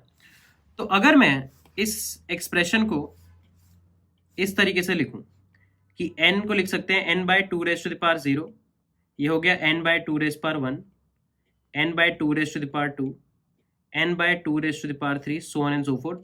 फाइनली आफ्टर k आइट्रेशंस कुछ n/2k वैल्यू हो जाएगी, है ना. पहली iteration, second iteration, third iteration, ऐसे करते करते अगर हम मान लें कि हमारे पास k आइट्रेशंस हैं, तो k आइट्रेशंस के बाद साइज हो जाएगा n/2k और हमें इसकी वैल्यू पता है 1 है. तो हम कह सकते हैं कि n/2k की वैल्यू 1 है, n की वैल्यू हो गई 2k, taking log both sides, दोनों साइड हम लोग लॉगरिथम लेने की कोशिश करेंगे, बेस 2 वाला. So log n base 2 is equals to log 2k base 2, right. इसको और रिजॉल्व करते हैं. तो log of n base 2 is equals to log of 2k base 2. अब 2k मल्टीप्लाई हो जाएगा, इसमें जो k वाला पार्ट है वो मल्टीप्लीकेशन में आ जाएगा, k log 2 बेस 2. अब log 2 बेस 2 क्या होता है, 1 होता है. तो k की वैल्यू हो गई log ऑफ n बेस 2. तो टोटल नंबर ऑफ आइट्रेशंस आपके पास आ गई कि आपके पास टोटल आइट्रेशंस होंगी k, राइट. सो k की वैल्यू है log n, approximately log n के आसपास बैठ रही है. तो आपको n से अपना सर्च स्पेस का साइज 1 बनाने में log n आइट्रेशंस लगेंगी. हर आइट्रेशन में आप देखो तो आप बस क्या कर रहे हो, मिड कैलकुलेट कर रहे हो, कांस्टेंट टाइम ऑपरेशन, और कुछ इफ चेक्स लगा रहे हो, कांस्टेंट टाइम ऑपरेशंस. सो हर आइट्रेशन में आपके पास कांस्टेंट टाइम ऑपरेशन है और log of n base 2 approximately iterations है. सो टाइम कॉम्प्लेक्सिटी हो जाएगी order of log n. Why order of log n? हम बेस अवॉइड करेंगे क्योंकि बेस इंटर कन्वर्जन हम लोग कर सकते हैं कांस्टेंट ऑपरेशन से. तो अगर यहाँ बेस 3 भी होता तो भी हमें कोई उतना फर्क नहीं पड़ता क्योंकि बेस इंटर कन्वर्जन किया जा सकता है. और हर आइट्रेशन में आप कांस्टेंट टाइम का कांस्टेंट वर्क कर रहे हो तो कांस्टेंट्स को अवॉइड कर देंगे, है ना. और हमारे पास टाइम कॉम्प्लेक्सिटी आ जाएगी log n. तो आप देख सकते हो कि अगर आपका सर्च स्पेस का साइज 10⁻³ हुआ तो आपको log ऑफ n, जो कि अप्रोक्सीमेट बेस 2 में ही चल रहा है, जो हम देख चुके हैं, अप्रोक्सीमेटली आपको 10 आइट्रेशंस में आपका एलिमेंट मिल जाएगा या एटलीस्ट डिसाइड हो जाएगा कि एलिमेंट है या नहीं है. अगर n की वैल्यू 10⁻6 हो गई तो आपको अप्रोक्सीमेटली 20 आइट्रेशंस में अपनी सारी चीजें पता लग जाएंगी. अगर सर्च स्पेस का साइज 10⁻9 हो गया तो सिर्फ 30 ऑपरेशन में. क्यों? क्योंकि 2⁻30 अप्रोक्सीमेटली 10⁻9 के आसपास बैठता है. सो अप्रोक्सीमेटली 30 आइट्रेशंस में आप 10⁻9 लेंथ की एरे में या 10⁻9 लेंथ के सर्च स्पेस में अपना एलिमेंट सर्च कर पाओगे. ये है पावर बाइनरी सर्च की. जबकि अगर आप नॉर्मल लीनियर सर्च लगाते जो हमारा ब्रूट फोर्स अप्रोच था, उसमें आप 10⁻9 जितने एलिमेंट्स होते हैं उन सबको आपको रीड करना पड़ता. कंप्लेक्सिटी होती है ऑर्डर ऑफ n, बट यहां पे कंप्लेक्सिटी बन रही है order of log n, which is extremely optimized जब इसको आप कंपेयर करते हो ऑर्डर ऑफ n कंप्लेक्सिटी के फॉर्म में. इसलिए binary search one of the most important algorithms बन जाता है. जब भी आप सर्चिंग टेक्निक्स के ऊपर बात करते हो, binary search becomes one of the most important algorithm, जिसके रिस्पेक्ट में आपको जरूर अपनी प्रॉब्लम को सॉल्व करने की कोशिश करनी चाहिए, क्योंकि जो टाइम के लेवल पे ऑप्टिमाइजेशन है वो बहुत हाई है, बहुत ज्यादा हाई है. ठीक है. और अगर मैं स्पेस कंप्लेक्सिटी की बात करूं तो ये तो मैंने ऑलरेडी बताया आपको कि यार आपके पास इनपुट एरे के अलावा और कोई तो एलिमेंट है ही नहीं जो इनपुट साइज के रिस्पेक्ट में अपना स्पेस चेंज कर रहा हो, क्योंकि हम कोई और डेटा स्ट्रक्चर बना नहीं रहे और जितने भी वेरिएबल आपने इनिशियलाइज करे वो हमेशा इनपुट के साइज से इंडिपेंडेंट रहेंगे. तो कैन आई से the space complexity is order of 1. Constant space में हम लोग ये काम कर पा रहे हैं बिकॉज सिंपल आइटरेटिव इंप्लीमेंटेशन है ना. तो ये है पावर बाइनरी सर्च की। अब मैं ये कहता हूं कि आपने आइटरेटिवली इंप्लीमेंट कर लिया, बढ़िया बात है, क्योंकि आइटरेटिवली ना सोचना भी आसान है कि आपके पास एक सर्च स्पेस है, तो लो से हाई तक आप सर्च स्पेस डिनोट कर रहे हो, और फिर आप सर्च स्पेस को हाफ से डिवाइड करना चाहते हो, तो आपने मिड कैलकुलेट किया, मिड पे कंपैरिजन करा, मिड पे कंपैरिजन करने के बाद या तो लेफ्ट हाफ डिस्कार्ड किया, राइट हाफ डिस्कार्ड किया, जो पार्ट बच गया उस तरफ चले गए। तो जो भी हम यहां पे बोल रहे हैं वही लिख रहे हैं। तो आइटरेटिव सॉल्यूशन तो काफी सिंपल है। अब क्या इसी प्रॉब्लम को, या मैं कहूं इसी बाइनरी सर्च के सेम इंप्लीमेंटेशन को सोचने की बात यह है कि क्या मैं रिकर्सिवली लिख सकता हूं, क्योंकि रिकर्सिवली वाइल लूप वगैरह नहीं लगाना पड़ेगा, थोड़ी इंप्लीमेंटेशन आपको छोटी भी विजुअलाइज होगी, राइट। थोड़ा स्पेस का फैक्टर जरूर आएगा क्योंकि वहां कॉल स्टैक का स्पेस लगेगा। तो एक काम करते हैं, बाइनरी सर्च को ना रिकर्सिवली लिखने की कोशिश करते हैं और विजुलाइज करते हैं कि कैसी कोडिंग इंप्लीमेंटेशन होगी। ये एक्सरसाइज हम लोग सिर्फ इसलिए कर रहे हैं ताकि रिकर्जन को लेकर थोड़ा सा एक और प्रॉब्लम टाइप की सॉल्व हो जाए और थोड़ा सा बेटर हैंड्स ऑन ग्रिप बन जाए हमारी रिकर्जन के ऊपर, राइट। तो स्टार्ट करते हैं और देखते हैं बाइनरी सर्च रिकर्सिवली कैसे कर सकते हैं। ठीक है, तो चलो देखते हैं कि बाइनरी सर्च को रिकर्सिवली कैसे इंप्लीमेंट करा जा सकता है। ठीक है, तो अगर रिकर्सिवली इंप्लीमेंट करना है, लॉजिक सेम रहेगा। लॉजिक क्या रहेगा कि आपके पास n लेंथ का सर्च स्पेस होगा। ये सर्च स्पेस आपको एरे की फॉर्म में रिप्रेजेंट किया जा सकता है, या मान लो नंबर की रेंज की फॉर्म में रिप्रेजेंट किया जा सकता है। अभी के लिए हम लोग बेसिक एरे की फॉर्म में मानेंगे। आप हर बारी अपने सर्च स्पेस को हाफ में डिवाइड करोगे, कुछ कंपैरिजन करोगे, बेस्ड ऑन दैट एक हाफ डिस्कार्ड कर दोगे, एक हाफ एक्सेप्ट कर लोगे। तो मैं कहता हूं आप एक फंक्शन लिखो f। ये फंक्शन आपका इनपुट लेगा, आपका टारगेट लेगा, ऑफ कोर्स, राइट। आपके पास आपका इनपुट और टारगेट तो होना ही चाहिए कि यार किस इनपुट एरे में क्या टारगेट हम ढूंढना चाहते हैं। साथ ही साथ ये लेगा दो और पैरामीटर, लो और हाई। ये लो और हाई क्या है? Low comma high denotes search space. ये सर्च स्पेस डिनोट करते हैं, ठीक है। तो ये फंक्शन क्या करेगा? ये फंक्शन इस सर्च स्पेस में इनपुट एरे की इस सर्च स्पेस में टारगेट को फाइंड करेगा। Finds the target inside input from the range low to high, right. जो हमारा इनपुट एरे है उसकी लो से हाई तक की रेंज में जितने भी एलिमेंट्स हैं उसमें हम लोग कुछ कुछ फिगर आउट करके लाएंगे, है ना। अच्छा, तो यार देखो, हमें तो नहीं पता कि ये इंप्लीमेंटेशन कैसे करी जा सकती है, बट अगर मैं ये कैलकुलेट कर लूं, कि इसका मिड पॉइंट क्या है, मैं इसका मिड निकाल लूं। ठीक है, मैंने मिड निकाल लिया। मिड निकालने के बाद अगर मैं ये चेक कर लूं कि इनपुट का मिड अगर लेस देन टारगेट है तो क्या होगा? अगर इनपुट का मिड लेस देन टारगेट है तो मिड से लेफ्ट साइड भी सब कुछ लेस देन टारगेट होगा, तो टारगेट लेफ्ट साइड में तो मिलेगा नहीं, हमें राइट साइड जाना है। सो आई विल अज्यूम कि F of input comma target, और राइट साइड जाने के लिए लो को अपडेट करते हैं मिड प्लस वन से, mid plus one comma high. हम लोग ये अज्यूम कर लेंगे कि ये फंक्शन कॉल सही चलती है। We will assume that the function F works correctly for mid plus one to high, right. Apart from this और क्या अज्यूम करेंगे? Else we will also assume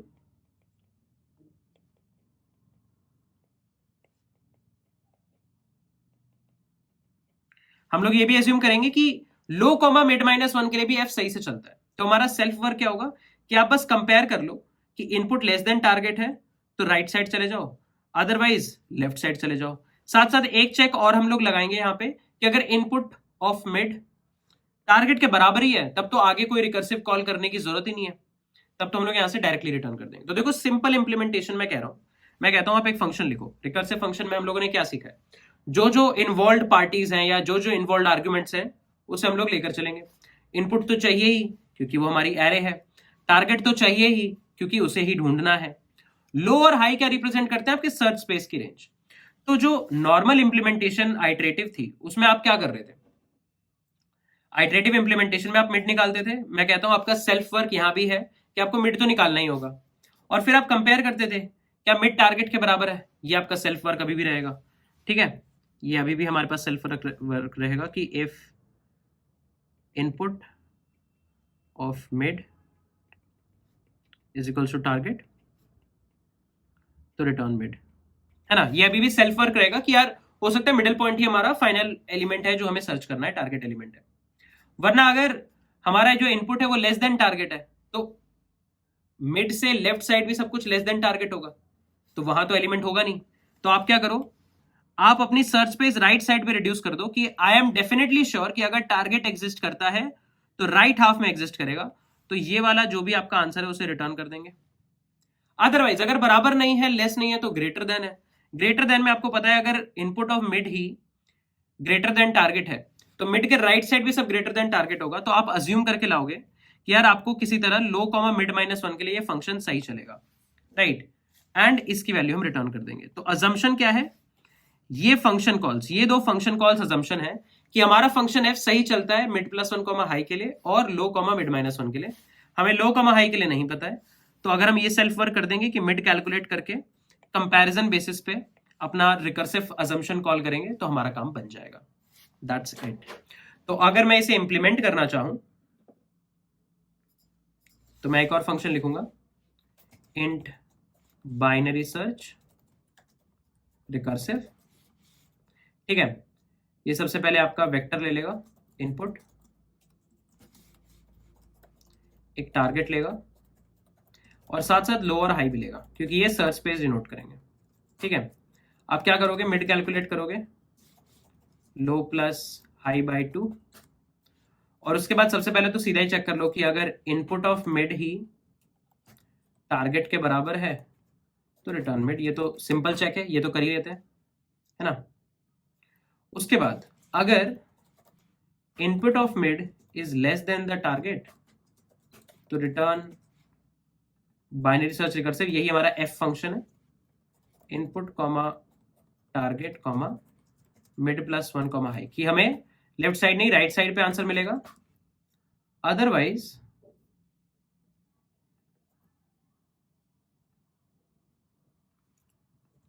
low comma mid -1, otherwise यहां पे answer मिलेगा। Base case लिख देंगे। Base case क्या होगा, हमें बाइनरी सर्च कब रोकना है, अगर लो किसी भी पॉइंट पे ग्रेटर देन हाई हो गया तो आपको बाइनरी सर्च रोक देना चाहिए, तो एल से रिटर्न -1, ठीक है।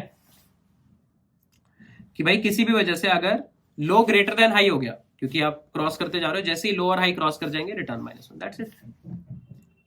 तो एक काम करते हैं, बाइनरी सर्च रिकर्सिव कॉल करते हैं और अब इनिशियली सर्च स्पेस क्या होगी, 0 से लेकर n-1 होगी हमारी search space. Can I say that, try करते हैं, ठीक है। तो एक एरे देते हैं, मान लो 5 लेंथ की एरे दी मैंने, 10 13 14 16 20 और element I have to find is 16। तो देखो थर्ड इंडेक्स पे आ रहा है 16, और अगर मान लो मैं कुछ ऐसा दे दूं 15 जो एग्जिस्ट ही नहीं करता तो -1 आ रहा है। तो रिकर्सिव इंप्लीमेंटेशन भी सही चल रही है, और रिकर्सिव इंप्लीमेंटेशन की भी टाइम कॉम्प्लेक्सिटी क्या होगी, रिकर्सिव इंप्लीमेंटेशन की भी टाइम कॉम्प्लेक्सिटी तो सेम ही होगी क्योंकि लॉजिक सेम है ना। तो हर बारी आप अपने सर्च स्पेस को हाफ करते हुए जा रहे हो, बट स्पेस कॉम्प्लेक्सिटी भी यहाँ पे ऑर्डर ऑफ लॉग n होगी। क्यों, क्योंकि अब आपके पास कॉल स्टैक की स्पेस लग रही है। अब कॉल स्टैक की स्पेस को आप नहीं बचा सकते, अगर आप रिकर्सिव इंप्लीमेंटेशन लिखते हो तो आप कॉल स्टैक की स्पेस को नहीं बचा पाओगे, तो स्पेस तो लगेगा लॉग n। और लॉग n स्पेस क्यों लग रहा है, क्योंकि आपके पास लॉग n फंक्शन कॉल्स ही होंगी ना, क्योंकि आप टोटल नंबर ऑफ आइट्रेशंस कितनी कर रहे थे, लॉग n, तो यहाँ पे आइट्रेशंस फंक्शन कॉल से रिप्लेस हो गई हैं, तो कितनी फंक्शन कॉल होंगी, लॉग n फंक्शन कॉल होंगी। तो आपके पास वर्स्ट केस में लॉग n स्टैक फ्रेम्स पड़े होंगे ऊपर, जबकि यही आइट्रेटिव सॉल्यूशन में ये ऑर्डर ऑफ 1 है स्पेस, राइट। तो दोनों ऑप्शंस अवेलेबल है आपके पास। तुम्हें दिख रहा होगा काफी छोटा इंप्लीमेंटेशन लिखा है, इसको और हम लोग I would say lines reduce कर सकते थे if you wanted, but for the timing it is a good to go, है ना। तो रिकर्सिव और आइट्रेटिव इंप्लीमेंटेशन दोनों ही देख लिए हैं हमने, काफी इंटरेस्टिंग स्टफ है। अब इसके ऊपर हम लोग बाइनरी सर्च के ऊपर कुछ एक दो क्वेश्चंस बनाने की कोशिश करते हैं, बट उससे पहले एक काफी इंटरेस्टिंग प्रॉपर्टी है बाइनरी सर्च और ये जो भी आप कोडिंग इंप्लीमेंटेशन कर रहे हो, इस कोडिंग इंप्लीमेंटेशन में एक फ्लॉ है। हर केस में वो फ्लॉ हिट नहीं करेगा, बट कुछ कॉर्नर केसेस हैं जहां पे वो फ्लॉ आपको प्रॉब्लम क्रिएट कर सकता है। तो हम लोग ट्राई करेंगे। अब सबसे पहले ये देखते हैं कि वो फ्लॉ क्या है, उसे कैसे रेक्टिफाई किया जा सकता है, और फिर बाइनरी सर्च के ऊपर हम लोग 1 से 2 और प्रॉब्लम सॉल्व करने की कोशिश करेंगे इस पर्टिकुलर लेक्चर में। So let's start and see what is the flaw in these two implementation. दोनों ही implementation में flaw है. So what is the flaw in these two implementation? Let's talk about it. तो चलो अब बात करते हैं कि क्या प्रॉब्लम है अभी हमारी, जो भी हमने इम्प्लीमेंटेशन लिखी है बाइनरी सर्च की, उसमें एग्जैक्टली क्या प्रॉब्लम एग्जिस्ट करती है। ठीक है, तो देखो एक्चुअली दोनों ही इम्प्लीमेंटेशंस, जो हमारी आइटरेटिव और रिकर्सिव इम्प्लीमेंटेशन है, दोनों में ही हम लोग मिड कैलकुलेट कर रहे हैं। यहाँ पे तुम देखो मिड का कैलकुलेशन हो रहा है। अब जो ये मिड का कैलकुलेशन है ना, ये थोड़ा प्रॉब्लमैटिक है। क्यों है ऐसा? अभी हम लोग क्या कर रहे हैं, int mid is equals to low plus high by 2, है ना, ये कर रहे हैं हम लोग। आप एक बार के लिए केस मानो कि जो आपका लो है वो इंटीजर रेंज की काफी बड़ी वैल्यू, मान लो सबसे बड़ी वैल्यू है, इंट मैक्स ही हो गया। ठीक है, जो आपका इंटीजर वेरिएबल है उसकी सबसे बड़ी वैल्यू है लो, और जो आपकी इंटीजर रेंज है वो भी, उसकी सबसे बड़ी वैल्यू हाई भी है। मतलब दोनों बहुत ही बड़ी वैल्यूज है, मतलब extremely big values for integer. तो यहां पे हम लोग क्या कर रहे हैं, दोनों को ऐड कर रहे हैं। अब दोनों वैल्यूज को अगर आप यहां पे ऐड कर दोगे तो ये इंटीजर की रेंज से ओवरफ्लो कर जाएगा, है ना, क्योंकि इंटीजर का जो आपका वेरिएबल बकेट है वो मैक्सिमम इंट मैक्स जैसा कुछ स्टोर कर सकता है। बट अगर आप दोनों को ऐड कर दोगे तो जो वैल्यू है वो काफी ज्यादा बड़ी हो जाएगी, राइट। इसको एक हद तक रिजॉल्व करने के लिए आप एक अनसाइंड इंट रख सकते हो, क्योंकि अनसाइंड इंट की जो कैपेसिटी होती है वहां पे, क्योंकि वो नेगेटिव वैल्यूज नहीं रखता है तो थोड़ी ज्यादा रहेगी, बट स्टिल बहुत हेल्प नहीं हो पाएगी, ये ओवरफ्लो उसको भी पार कर सकता है। ठीक है, तो इसीलिए हम लोग इस फॉर्मूला को ना थोड़ा मॉडिफाई करते हैं।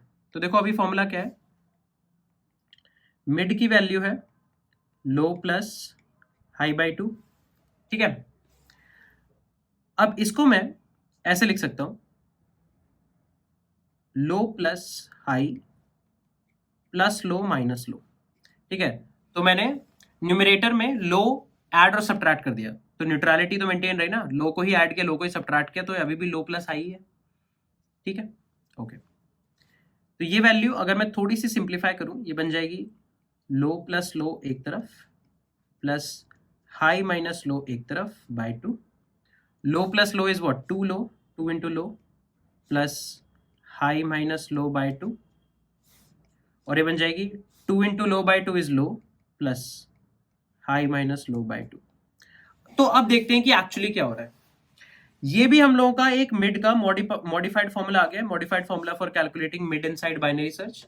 और ये सिर्फ बाइनरी सर्च नहीं, कहीं पे भी अगर आपको मिड वैल्यू कैलकुलेट करनी है, राइट, फॉर एग्जांपल जैसे मर्ज सॉर्ट के लिए भी आप लोग मिड वैल्यू कैलकुलेट करते हो, तो वहां पे भी ये फॉर्मूला आप लगा सकते हो, है ना, कि अगर आपको पता है कि लो आपका स्टार्टिंग है, हाई आपका एंडिंग, और आपको एक मिड पॉइंट निकालना है, तो आप लो plus high minus low by 2 कर सकते हो। अब तुम्हें लगेगा कि ये ओवरफ्लो क्यों नहीं करेगा, क्योंकि देखो हाई और लो बहुत बड़ी वैल्यूज थी, तो अगर हाई और लो बहुत बड़ी वैल्यूज थी, उनका सब्ट्रैक्शन तो बहुत छोटी वैल्यू होगा, है ना, और फिर उसको भी आप डिवीजन बाय 2 कर रहे हो, वो इवन फर्दर रिड्यूस हो जाएगा, और फिर उसको आप लो में ऐड कर रहे हो, तो यहाँ पे आपके ओवरफ्लो के चांसेस डेफिनेटली इससे तो कम है, क्योंकि आप यहाँ पे लो में सीधा हाई ऐड कर रहे थे, अब आप यहाँ पे एक बहुत छोटी वैल्यू ऐड कर रहे हो, तो यहाँ पे आपके ओवरफ्लो होने के चांसेस एक्सट्रीमली कम हो जाते हैं।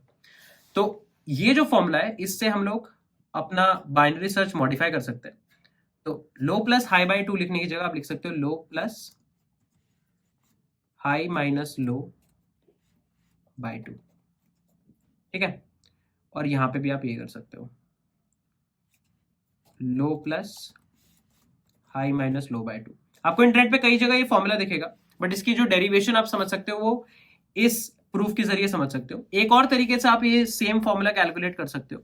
देखो, अगर आपको पता है कि आपकी एक सर्च स्पेस है और आपके पास लो है और हाई है और ये आपका मिड है, तो पहले तो क्या कर रहे थे, लो प्लस हाई बाई 2, बट आप ऐसे भी कर सकते हो कि मिड का जो डिस्टेंस है वो लो से कितना होगा, लो प्लस ये वैल्यू, है ना, ये रेंज, इस रेंज का जो भी डेटा अगर उसमें मैं लो ऐड कर दूं तो आप मिड तक पहुंच जाओगे। तो ये वैल्यू कितनी है, ये है हाई माइनस लो बाई 2, है ना, ये रेंज क्या है, हाई माइनस लो बाई 2 है, तो अगर लो में मैं high minus low by 2 add कर दूं तो मैं मिड पे पहुंचता हूं। आप ऐसे भी समझ सकते हो। ठीक है, तो चलो रन करके देखते हैं, लेट्स रन द कोड। मैं ऊपर वाला ही कोड कॉपी कर लेता हूँ। 15 के लिए सर्च करेंगे, -1 आ रहा है, सही लग रहा है, एंड यहाँ पे 16 के लिए सर्च कर लेते हैं, 3 आ रहा है, सही लग रहा है। सो हमारे पास हमारा नया मॉडिफाइड बाइनरी सर्च आ गया है, जिसमें हमारा जो मिड पॉइंट का फॉर्मूला है वो थोड़ा सा हमने चेंज कर दिया है, ताकि हम लोग इनकलकेट कर पाए वैसे केसेस जहां पे ओवरफ्लो की कंडीशन आ सकती है। यहाँ पे एक छोटा सा कमेंट भी डाल देते हैं, modified mid to tackle overflow, that's it, right. So ये कॉर्नर केस था जो हमारा अभी का बाइनरी सर्च का जो ये कोड है इस प्रॉब्लम के लिए हैंडल नहीं करता, राइट। तो अब हम लोगों ने मोस्टली बेसिक थ्योरी समझ ली है बाइनरी सर्च की, बट बाइनरी सर्च का एसेंस ऐसा है कि इसमें जितनी ज्यादा प्रॉब्लम्स को सॉल्व करोगे उतना ज्यादा आपको आइडिया लगता जाएगा कि अच्छा बाइनरी सर्च यहां लगेगा या बाइनरी सर्च इस तरीके से लग सकता है। तो चलो थोड़ी प्रॉब्लम सॉल्विंग करते हैं, देखते हैं कि बाइनरी सर्च को कैसे आप प्रॉब्लम्स पे इंप्लीमेंट कर सकते हो। दो डिफरेंट सिचुएशंस की प्रॉब्लम है, कैसे ये कोड मॉडिफाई होगा, कैसे सर्च स्पेस डिफाइन होगी जिसको हम लोग हाफ में रिड्यूस करेंगे, दोनों हाफ्स में एक डिफरेंट प्रॉपर्टी हम लोग विजुअलाइज करेंगे और उस हिसाब से एक हाफ को सेलेक्ट करेंगे, एक हाफ को डिस्कार्ड करेंगे। ये सारी चीजें एक साथ डिफरेंट प्रॉब्लम्स में आप कैसे इंप्लीमेंट कर सकते हैं। Let's start talking about that, right. पहले प्रॉब्लम पे आते हैं और देखते हैं what the first problem has to offer for us.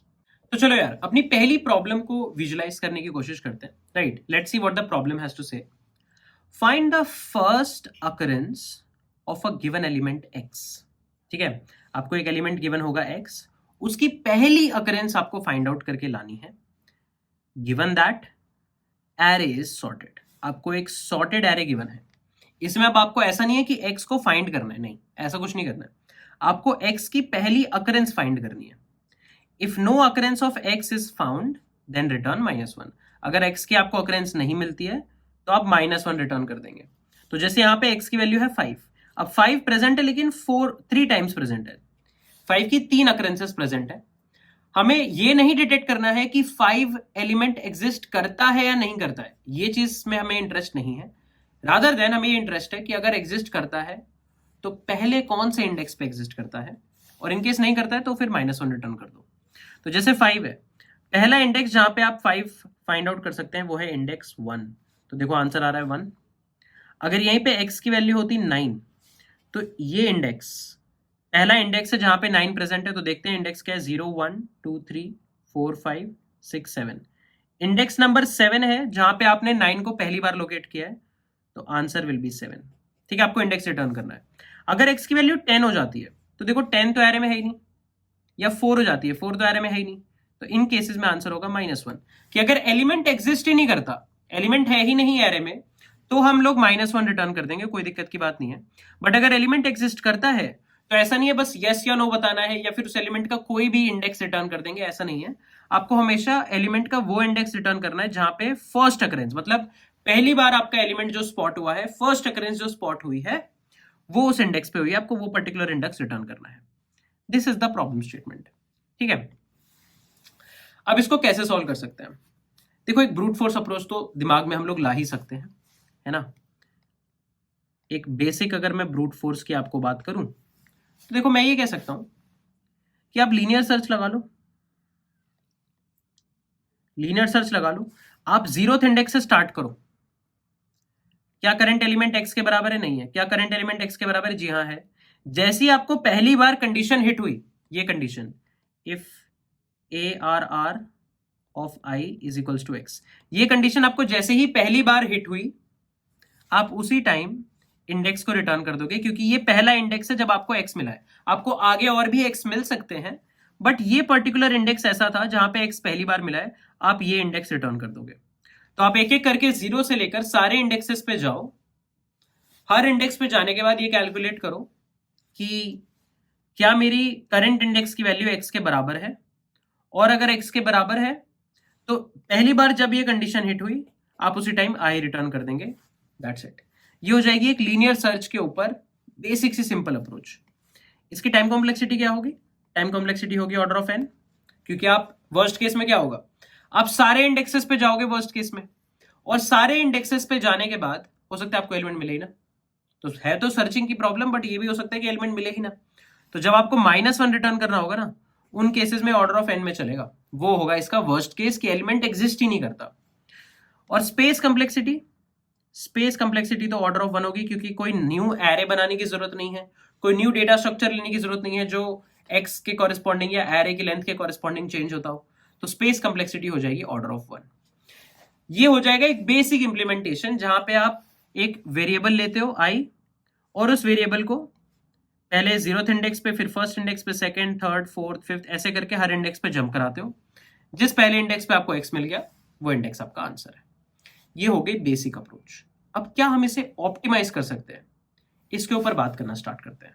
तो चलो यार, अब हम लोगों ने लीनियर सर्च के साथ एक ब्रूट फोर्स सॉल्यूशन देखा, अब इसको थोड़ा ऑप्टिमाइज करते हैं। ठीक है, अगर ये प्रॉब्लम सिंपल होती कि आपको जो आपका टारगेट एलिमेंट है वो बस फाइंड करके लाना है, जैसे टारगेट एलिमेंट है मान लो 5, अगर वो सिर्फ फाइंड करके लाना है तो क्या मैं बाइनरी सर्च यूज नहीं कर सकता था? बाइनरी सर्च तो काफी एफिशिएंट सॉल्यूशन होता ना हमारी एरे में हमारा टारगेट फाइंड करने के लिए। अब प्रॉब्लम को बस थोड़ा मॉडिफाई कर दिया गया है। प्रॉब्लम में ये कहा है कि अब आपको सिर्फ फाइंड नहीं करना है, आपको पहला अकरेंस फाइंड करना है। ठीक है, तो थोड़ा सा विजुलाइज करके सोचने की कोशिश करते हैं।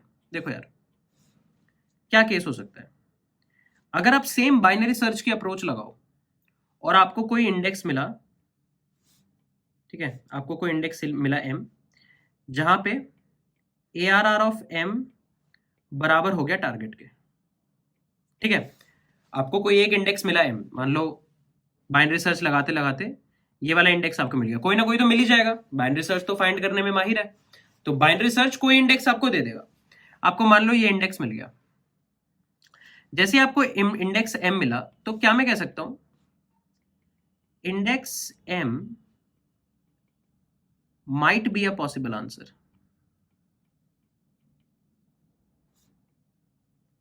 इंडेक्स m जो होगा वो शायद एक पॉसिबल आंसर होगा, है ना? क्यों? क्योंकि हो सकता है इंडेक्स m ये होता, तब तो यही आंसर होता ना। तो जब भी आपको बाइनरी सर्च कोई इंडेक्स फाइंड आउट करके लाकर दे दे तो वो इंडेक्स एक पॉसिबल आंसर तो हो ही सकता है, क्योंकि हो सकता है आपको सही वाला आंसर ही इंडेक्स में मिल गया हो, आपको आपका फर्स्ट अकरेंस ही मिल गया हो आंसर में, है ना? तो अगर ये एक पॉसिबल, अब तुम सोचोगे कि मैं इसे पॉसिबल आंसर क्यों कह रहा हूं, क्योंकि अगर मान लो कोई और इंडेक्स मिला जो फर्स्ट अकरेंस नहीं है तो we can find something better than this. अगर मेरे को फर्स्ट अकरेंस नहीं मिली है तो मुझे डेफिनेटली इससे कुछ बेटर मिल सकता है। This m might be our answer or we can find something better than this, right? या फिर हम लोग इससे कुछ बेटर फाइंड आउट करके ला सकते हैं। बट अगर आपको मान लो ये इंडेक्स मिला, ये वैल्यू आ गई m, अगर आपको ये m मिला या फिर ये वाला इंडेक्स m मिला तो फर्स्ट अकरेंस के होने की पॉसिबिलिटी किस तरफ है? फर्स्ट अकरेंस राइट साइड पे तो कभी होगा ही नहीं, है ना? अगर मान लो ये m मिला तो इस साइड पे और ज्यादा अकरेंसेस टारगेट की हो सकती है, बट वो फर्स्ट अकरेंस नहीं होगी, क्योंकि या तो फर्स्ट अकरेंस यही होगी या इसके कुछ लेफ्ट साइड पे होगी। Can I say that? सो अगर आपको कोई एलिमेंट का इंडेक्स मिला जो कि हमारे टारगेट के बराबर है तो या तो वो इंडेक्स मेरा आंसर है या फिर उसके लेफ्ट साइड मेरा एक बेटर आंसर है। राइट साइड पे कभी कुछ एग्जिस्ट नहीं कर रहा होगा, ये बात तो श्योर शॉट है ना? ये बात श्योर शॉट है कि राइट साइड पे कुछ भी एग्जिस्ट नहीं कर रहा होगा, या तो करंट इंडेक्स मेरा आंसर होगा, यही मेरा आंसर होगा, या फिर इसके लेफ्ट साइड पे होगा, राइट साइड पे कुछ भी नहीं होगा। तो अगर ये थॉट प्रोसेस आपके दिमाग में सेट है तो यहां पे हम देखते हैं कि बाइनरी सर्च लगाएंगे कैसे। चलो स्टार्ट करते हैं। ठीक है, देखो हमारे पास ये आ गया, इंडेक्सेस लिख लेता हूं 0 1 2 3 4 5 6 7 8 9, ये हमारा आ गया लो, ये हमारा आ गया हाई। ठीक है, मिड निकाल लेते हैं, 9 + 0/2 इज 4, ये आ गया हमारा मिड। तो चलो चेक करते हैं। ARR एट मिड 6 है और टारगेट क्या है? टारगेट तो है 5। तो अगर ARR एट मिड 6 है और टारगेट है मेरा 5, तो क्या मैं ये कह सकता हूं कि ARR at mid is greater than the target. और देखो इस केस में तो हमें बात पता है ना, अगर मेरे मिडल वैल्यू पे जो भी एलिमेंट पड़ा है वो टारगेट से बड़ा है तो ये एरे तो सॉर्टेड है, गिवन है क्वेश्चन में, ये तो क्वेश्चन में गिवन ही था कि एरे सॉर्टेड है। तो अगर ये एरे सॉर्टेड है और 6 5 से बड़ा है तो 6 के राइट साइड में जितने सारे एलिमेंट्स पड़े हैं ये या तो 6 के बराबर है, ये 6 से बड़े हैं। तो अगर 6 5 से बड़ा है तो इसका पूरा राइट वाला रीजन भी 5 से बड़ा होगा। 5 कभी मिलने नहीं वाला हमको, यहाँ इस रीजन में तो 5 हमें कभी नहीं मिलेगा। तो इस रीजन में हम लोग राइट हाफ को डिस्कार्ड कर देंगे और लेफ्ट हाफ पे चले जाएंगे। लेफ्ट हाफ पे कैसे जाओगे, high is equals to mid minus 1। ये देखो, ये हाई उठा के यहां से हम यहां रख देंगे, ये मिड हटा दो, ये हाई मैंने यहां रख दिया। सही लग रहा है ना? ठीक है, दोबारा मिड कैलकुलेट करते हैं। 3 + 0/2 इज व्हाट, 1, राइट? ये आ गया मिड। अब यहां पे तो ARR ऑफ मिड टारगेट के बराबर है, तो अब हो सकता है ये जो मिडल इंडेक्स है 1, या तो यही आंसर हो या इसके लेफ्ट साइड पे इससे कुछ बेटर होगा। तो मैं एक आंसर वेरिएबल बना लूंगा, जैसे ही ये कंडीशन हिट होगी मैं कहूंगा answer is equals to mid. ठीक है, तो अभी के लिए आंसर में 1 आ गया। एंड अब इसके लेफ्ट साइड पे ढूंढना है, राइट साइड पे पक्का इससे बेटर आंसर नहीं है, राइट साइड पे और अकरेंसेस ऑफ 5 है, बट फर्स्ट अकरेंस या तो यही है या इसके लेफ्ट साइड पे कुछ है, तो मैं कर दूंगा high is equals to mid minus 1, है ना, क्योंकि हमें लेफ्ट जाना है। तो हाई अब कहां आ गया, हाई यहां पे आ गया। ठीक है, चलो 2 पे आ गए। लो प्लस हाई बाई 2, 0 + 0/2 इज 0, तो मिड भी यहीं पे पॉइंट करेगा। अब 2 इज लेस देन 5, अब ये केस क्या आ गया कि ARR of mid is less than the target. अगर लेस देन द टारगेट है तो मिड के लेफ्ट साइड भी सब कुछ छोटा ही होगा टारगेट से, तो हम कहां चले जाते हैं, लेफ्ट हाफ डिस्कार्ड कर देते हैं और राइट हाफ पे चले जाते हैं। राइट हाफ आप कैसे जाओगे, low is equals to mid plus 1, तो लो को यहां से उठा के हम यहां रख देंगे, इसको थोड़ा सा अरेंज कर लेते हैं, हाई यहां और लो यहां। ठीक है, अब देखो हाई और लो क्रॉस कर गए एक दूसरे को, तो हमने पूरी की पूरी सर्च स्पेस एग्जॉस्ट कर दी है। आंसर वेरिएबल में अभी तक का जो भी बेस्ट पॉसिबल आंसर हम लोग फाइंड आउट कर सकते थे वो पड़ा है। ठीक है, चलो एक केस और लेते हैं, इस बार टारगेट रख देता हूं मैं 9। आंसर हटाते हैं, अब हमारे पास कंडीशंस लिखी हुई हैं, लो हाई। ठीक है, चलो लो प्लस हाई बाई 2, मिड आ गया हमारा किस पे, 4 पे। क्या 6 ग्रेटर देन 9 है, नहीं। क्या 6 इक्वल टू 9 है, नहीं। 6 लेस देन 9 है। अगर 6 लेस देन 9 है तो 6 के लेफ्ट साइड भी सब कुछ लेस देन 9 है, क्योंकि पूरी एरे सॉर्टेड है, ये सारे एलिमेंट लेस देन 6 हैं और 6 लेस देन 9 है, तो ये सारे एलिमेंट्स लेस देन 9 है। तो हम लेफ्ट हाफ को तो डिस्कार्ड कर देंगे, लेफ्ट हाफ में कभी हमारा आंसर नहीं होगा, हम राइट हाफ पे चले जाएंगे। ठीक है, चलो राइट हाफ पे ऐसे जाते हैं, low is equals to mid plus 1। अब दोबारा मिड निकालते हैं, 9 + 5 14/2 7। दोबारा मिड यहां लेते हैं और एक काम करते हैं, इस 8 को भी ना मैं 9 बना देता हूं, थोड़ा सा बेटर केस हो जाएगा। चलो मिड आया 9। क्या 9 ग्रेटर देन टारगेट है, नो। क्या 9 लेस देन टारगेट है, नो। क्या 9 इक्वल टू टारगेट है, जी हाँ इक्वल टू टारगेट है। इसका मतलब मेरे को एक ऐसा इंडेक्स मिला है जो most probably one of the best possible candidate है, या तो यही आंसर होगा या फिर इसके लेफ्ट साइड पे ही आंसर होगा, राइट साइड पे आंसर नहीं होगा। राइट साइड पे अगर 9 के अकरेंसेस है भी तो वो फर्स्ट अकरेंस कभी नहीं है, तो मैं आंसर में मिड स्टोर कर लूंगा 7 और high is equals to mid minus 1। High को मैं यहां ले आऊंगा। ठीक है, चलो 6 + 5 11/2 5, तो मिड अभी यहीं पे पॉइंट करेगा, लो पे। ठीक है, 6 is less than the target, so low is equals to mid plus 1। Low आ गया मिड प्लस 1, सो लो भी कहां पे, मिड प्लस 1 क्या है 6, सो लो और हाई दोनों सेम को ही पॉइंट करेंगे। दोबारा मिड निकालो, लो प्लस हाई बाई 2, 6 + 6/2 इज 6, तो मिड भी यहीं पॉइंट करेगा। और क्या 9 is greater than target, no. क्या 9 is less than target, no. क्या 9 is equal to the target, yes. तो क्या मैं ये कह सकता हूं कि अगर 9 इक्वल टू टारगेट है तो मेरे पुराने आंसर से हमेशा बेटर ही आंसर होगा, ये क्योंकि मैं लेफ्ट साइड में आया था, तो मिड की वैल्यू क्या है 6 है, तो हम 6 स्टोर कर लेंगे। और उसके बाद क्या करेंगे, high is equals to mid minus 1।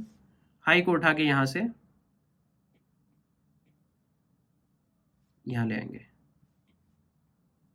देखो हाई मिड के एक लेफ्ट साइड चला गया, अब लो और हाई एक दूसरे को क्रॉस कर चुके हैं, हमारा आंसर डन।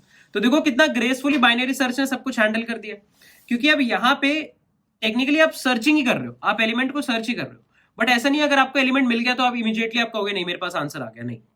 अगर आपको एलिमेंट नहीं मिल रहा है तब तो रिड्यूस करते रहो सर्च स्पेस को। अगर एलिमेंट मिल गया है तो ऐसा हो सकता है कि इससे बेटर आंसर भी मिल जाए, ये एक पॉसिबल आंसर हो सकता है, बट हो सकता है इससे बेटर आंसर मिले इसके लेफ्ट साइड पे, क्योंकि फर्स्ट अकरेंस तो लेफ्ट साइड ओरिएंटेड रहेगी। इस तरीके से आप यहाँ पे बाइनरी सर्च लगा पाओगे। बहुत ही इजी एक्सप्लेनेशन है ये। और अगर आप टाइम कॉम्प्लेक्सिटी की बात करो और स्पेस कॉम्प्लेक्सिटी की बात करो, तो अगर मैं आइटरेटिव सॉल्यूशन लूं तो स्पेस कॉम्प्लेक्सिटी तो O(1) होगी, सिंपल बाइनरी सर्च लगा रहे हैं। टाइम कॉम्प्लेक्सिटी होगी O ऑफ log n, क्योंकि आप हर बारी half of the search space तो डेफिनेटली डिस्कार्ड कर देते हैं, कॉम्प्लेक्सिटी हो जाएगी ऑर्डर ऑफ log n। काफी एफिशिएंट एल्गोरिदम बनेगा ये। तो चलो इसको कोड करने की कोशिश करते हैं and then let's see how can we implement binary search for this particular problem. तो चलो यार एक फाइल बनाते हैं, लिखते हैं first occurrence of target dot cpp। ठीक है, बेसिक बॉयलर प्लेट रेडी कर लेते हैं और यहां पे मैं एक फंक्शन लिखूंगा इंट फर्स्ट अकरेंस। यहां पे हमें एक वेक्टर चाहिए, तो वेक्टर की हेडर फाइल ले आते हैं, हैश इंक्लूड वेक्टर, और यहां पे वेक्टर ऑफ इंट इनपुट और एक टारगेट। इसी टारगेट का हमें पहला अकरेंस फाइंड आउट करके लाना है। ठीक है, चलो सबसे पहले सर्च स्पेस डिफाइन कर लेते हैं। Int low is equals to 0, high is equals to input dot size -1। Search space क्या है? इस एलिमेंट के मिलने की पॉसिबिलिटी किस रीजन में? आपके एरे में है, तो एरे में 0 से लेकर n-1 किसी भी इंडेक्स पे हो भी सकता है, नहीं भी हो सकता है। एक आंसर वेरिएबल बना लेते हैं इनिशियली इक्वल टू -1। ठीक है, और मैं कहूंगा while low is less than और इक्वल टू हाई। जब तक लो और हाई एक दूसरे को क्रॉस नहीं कर जाते, आप मिड कैलकुलेट करो, लो plus high minus low by 2। ये मॉडिफाइड फॉर्मूला से मैंने मिड कैलकुलेट किया, और मैं चेक करूंगा कि अगर मेरा इनपुट ऑफ मिड टारगेट के इक्वल है, तो या तो ये मिड वाला इंडेक्स ही मेरा आंसर है, या तो ये मिड वाला इंडेक्स ही मेरा आंसर है, या फिर इसके कुछ बेटर इससे लेफ्ट साइड पे मिल जाएगा। लेफ्ट साइड पे कैसे जाते हो? Mid -1, that's it. Else if अगर मेरा जो ये मिड है ये ग्रेटर देन द टारगेट है ना, तो इसके राइट साइड भी सब कुछ ग्रेटर देन द टारगेट ही होगा, तो high is equals to mid -1। तो आप लेफ्ट साइड पे चले जाओ। एल्स अगर ये बराबर नहीं है, ग्रेटर देन नहीं है, तो लेस देन है, लेस देन में आप राइट साइड चले जाओगे, low is equals to mid +1। Finally आप रिटर्न कर दो आंसर, दैट्स इट। क्योंकि अगर मान लो हमें एलिमेंट कभी नहीं मिला, एक भी अकरेंस नहीं मिली, तो आंसर में -1 रहेगा, हम -1 रिटर्न कर देंगे। बट अगर एक भी अकरेंस मिल गई मुझे टारगेट की, तो आंसर में कोई ना कोई वैलिड इंडेक्स पड़ा होगा। चलो ट्राई करते हैं। ठीक है, एक n लेंथ का इनपुट लेंगे, फिर हम लोग एक वेक्टर बना लेंगे, and then we'll say for I 0 to n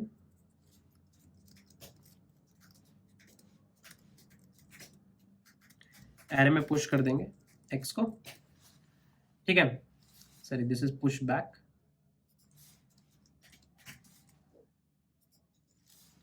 and then एक टारगेट लेते हैं, इन टारगेट का इनपुट लेते हैं सी इन टारगेट, और फिर हम लोग कर देंगे cout first occurrence of ARR comma target. ठीक है, दैट्स इट। चलो देखते हैं, रन करते हैं फाइल को, इनपुट देते हैं, तो 10 एलिमेंट्स मान लो इनपुट में आ रहे हैं, 2 5 5 5 6 6 9 9 9 9, और एलिमेंट जो फाइंड करना है वो है 5, तो देखो इंडेक्स 1 आ गया। अब अगर मैं सेम टेस्ट केस कॉपी करके, मान लो मुझे 8 फाइंड करना है, तो -1 आ गया, 8 एग्जिस्ट ही नहीं करता। और अब मुझे अगर 9 फाइंड आउट करना है, तो 9 पे आ गया 6, देखो 1 2 3 4 5 6, सिक्स्थ इंडेक्स पे 9 है, तो सही आ रहा है। And that will be a really easy solution, काफी इजीली तुम देखोगे लिखा मैंने बाइनरी सर्च ही है, बस ये answer is equals to mid की एक एक्स्ट्रा लाइन है। टाइम कॉम्प्लेक्सिटी इस सॉल्यूशन की होगी ऑर्डर ऑफ log n। ठीक है, और स्पेस कॉम्प्लेक्सिटी हो गई है ऑर्डर ऑफ 1। ठीक है, चलो एक फन फैक्ट, ये जो फर्स्ट अकरेंस है ना, कि आपको फर्स्ट अकरेंस निकालनी है, ये काफी सारी प्रॉब्लम्स में डायरेक्टली यूज हो जाती है, राइट? ऐसा नहीं है कि ये बस बाइनरी सर्च के ऊपर एक ये एप्लीकेशन वाली प्रॉब्लम है, ऐसा नहीं है। ये खुद भी काफी जगह एज अ सब प्रॉब्लम, या मैं कहूँ एज अ सब रूटीन ये यूज हो जाता है, कि आपको कभी कभी बड़ी प्रॉब्लम को सॉल्व करने के लिए किसी एलिमेंट का फर्स्ट अकरेंस निकालना पड़ता है। उन केसेस में ये काफी ज्यादा बेनिफिशियल होता है, राइट? सो मेक श्योर कि सब लोग इस प्रॉब्लम को एक बारी खुद से कोड करो। बाइनरी सर्च में मैं जितनी भी कोडिंग कर रहा हूं ना, आपको अगर एक एंड टू एंड ग्रिप बनानी है, आप बस उसको एक बारी खुद से कोड कर लीजिए, सारा का सारा कंसेप्ट एब्सोल्युटली क्लियर हो जाएगा। ठीक है, तो आई होप कि ये फर्स्ट अकरेंस की प्रॉब्लम क्लियर थी सबको। अब ये प्रॉब्लम हम लोगों ने सॉल्व कर लिए, तो अब एक नेक्स्ट प्रॉब्लम पे हॉप ऑन करते हैं, और वहां पे थोड़ी सी चीजें चेंज होंगी, थोड़ा सा नया इंटरेस्टिंग स्टफ रहेगा। जो मैंने आपको सर्च स्पेस की बात करी थी, वहां पे उसके बारे में और बात होगी। So let's jump to the next question and see what it has to offer. तो चलो यार, अब हम लोग अपनी नेक्स्ट प्रॉब्लम के ऊपर बात करना स्टार्ट करते हैं। ठीक है, so this problem is to find square root of a given non negative value of x. ठीक है, तो आपको एक नंबर गिवन होगा x, आपको उसका स्क्वायर रूट कैलकुलेट करना है। ठीक है, rounded off to the nearest floor integer value. तो आपको मान लो स्क्वायर रूट ऑफ 10 है, तो स्क्वायर रूट ऑफ 10 तो 3 पॉइंट समथिंग होगा, राइट। तो हमें डेसिमल वैल्यू कैलकुलेट करने की जरूरत नहीं है, आप इसको राउंड ऑफ करके इसके नियरेस्ट फ्लोर इंटीजर वैल्यू पे डाल सकते हो। या फिर मैं आसान भाषा में आपको समझाऊं, तो अगर आपका स्क्वायर रूट ऑफ 10 है जिसकी वैल्यू कुछ 3.29 कुछ है, तो आपको बस उसका इंटीजर वाला पार्ट रिटर्न करना है, आपको डेसिमल पार्ट का केयर नहीं करना है। फॉर एग्जाम्पल, अगर x की वैल्यू 11 है तो आंसर होगा 3, क्योंकि स्क्वायर रूट ऑफ 11 होगा 3 पॉइंट समथिंग। डेसिमल पार्ट को इग्नोर करो, खाली इंटीजर पार्ट आपको रिटर्न करना है। x इज इक्वल्स टू 4, अब स्क्वायर रूट ऑफ 4 एग्जैक्टली 2 हो जाएगा, तो यहाँ पे तुम्हारा इंटीजर पार्ट खाली 2 है, तो आंसर आ जाएगा 2। तो कोई x इंटीजर वैल्यू आपको गिवन होगी, नॉन नेगेटिव होगी ये पक्का है, क्योंकि अगर नेगेटिव हो गई तब तो फिर इमेजिनरी रूट्स वगैरह का कंसेप्ट आने लगता है, वहां उतना नहीं जाना है हमें। पॉजिटिव वैल्यू रहेगी, right, non negative integer value रहेगी, और उसका आपको स्क्वायर रूट कैलकुलेट करना है। ठीक है, तो कैसे कर सकते हैं? अब आपके दिमाग में आएगा, अच्छा स्क्वायर रूट कैलकुलेट करना है, स्क्वायर रूट कैलकुलेट करने के लिए तो इंटरनल फंक्शन एग्जिस्ट करता है, वही यूज कर लो।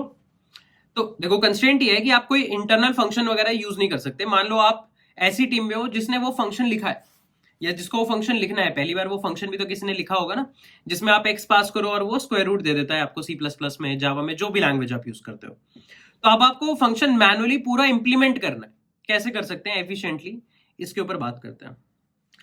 तो देखो, अगर मेरे पास एक वैल्यू गिवन है x और मैं कैलकुलेट करना चाहता हूं स्क्वायर रूट ऑफ x, तो ये बात तो पक्की है कि स्क्वायर रूट ऑफ x की वैल्यू 1 से x के बीच में ही तो लाई करेगी, है ना। For example, square root of 100 1 से 100 के बीच में ही लाई करेगा कहीं, है ना। 100 से बड़ा तो स्क्वायर रूट कभी हो ही नहीं सकता, ये बात तो पक्की है, और 1 से छोटा भी नहीं रहेगा। ठीक है, तो अगर मैं कहूं कि 1 से 100 के बीच में लाई करता है, तो 1 से 100 के बीच में कोई एक ऐसा नंबर है जिसकी वैल्यू अगर मैं स्क्वायर करता हूं तो 100 हो जाती है, वही होगा हमारा स्क्वायर रूट ऑफ 100, है ना। ऐसे ही आप लगा लो, लेट्स से 40 के केस में। 40 के केस में हमें पता है स्क्वायर रूट ऑफ 40 1 से 40 के बीच में ही लाई करेगा, तो इसी बीच में कोई ऐसा नंबर होगा जिसका स्क्वायर 40 होगा। अब देखो, टेक्निकली स्क्वायर रूट ऑफ 40 तो क्या होगा, कुछ डेसिमल वैल्यू होगी, है ना। तो हमें पता है क्या फाइंड करना है। देखो, अगर मान लो आपके पास गिवन है वैल्यू x, तो मैं कह सकता हूं 1 से लेकर x तक की रेंज में ही स्क्वायर रूट ऑफ x लाई करेगा। With in this range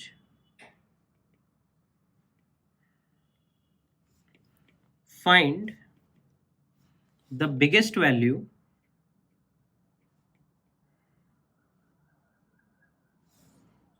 whose square is less than or equal to x, right. आपको इस रेंज में वो सबसे बड़ी वैल्यू फाइंड आउट करके लानी है जिसका स्क्वायर लेस देन और इक्वल टू x हो। फॉर एग्जांपल, अगर x की वैल्यू 40 है, तो स्क्वायर रूट ऑफ 40 किस रेंज में होगा, 1 से 40 की रेंज में।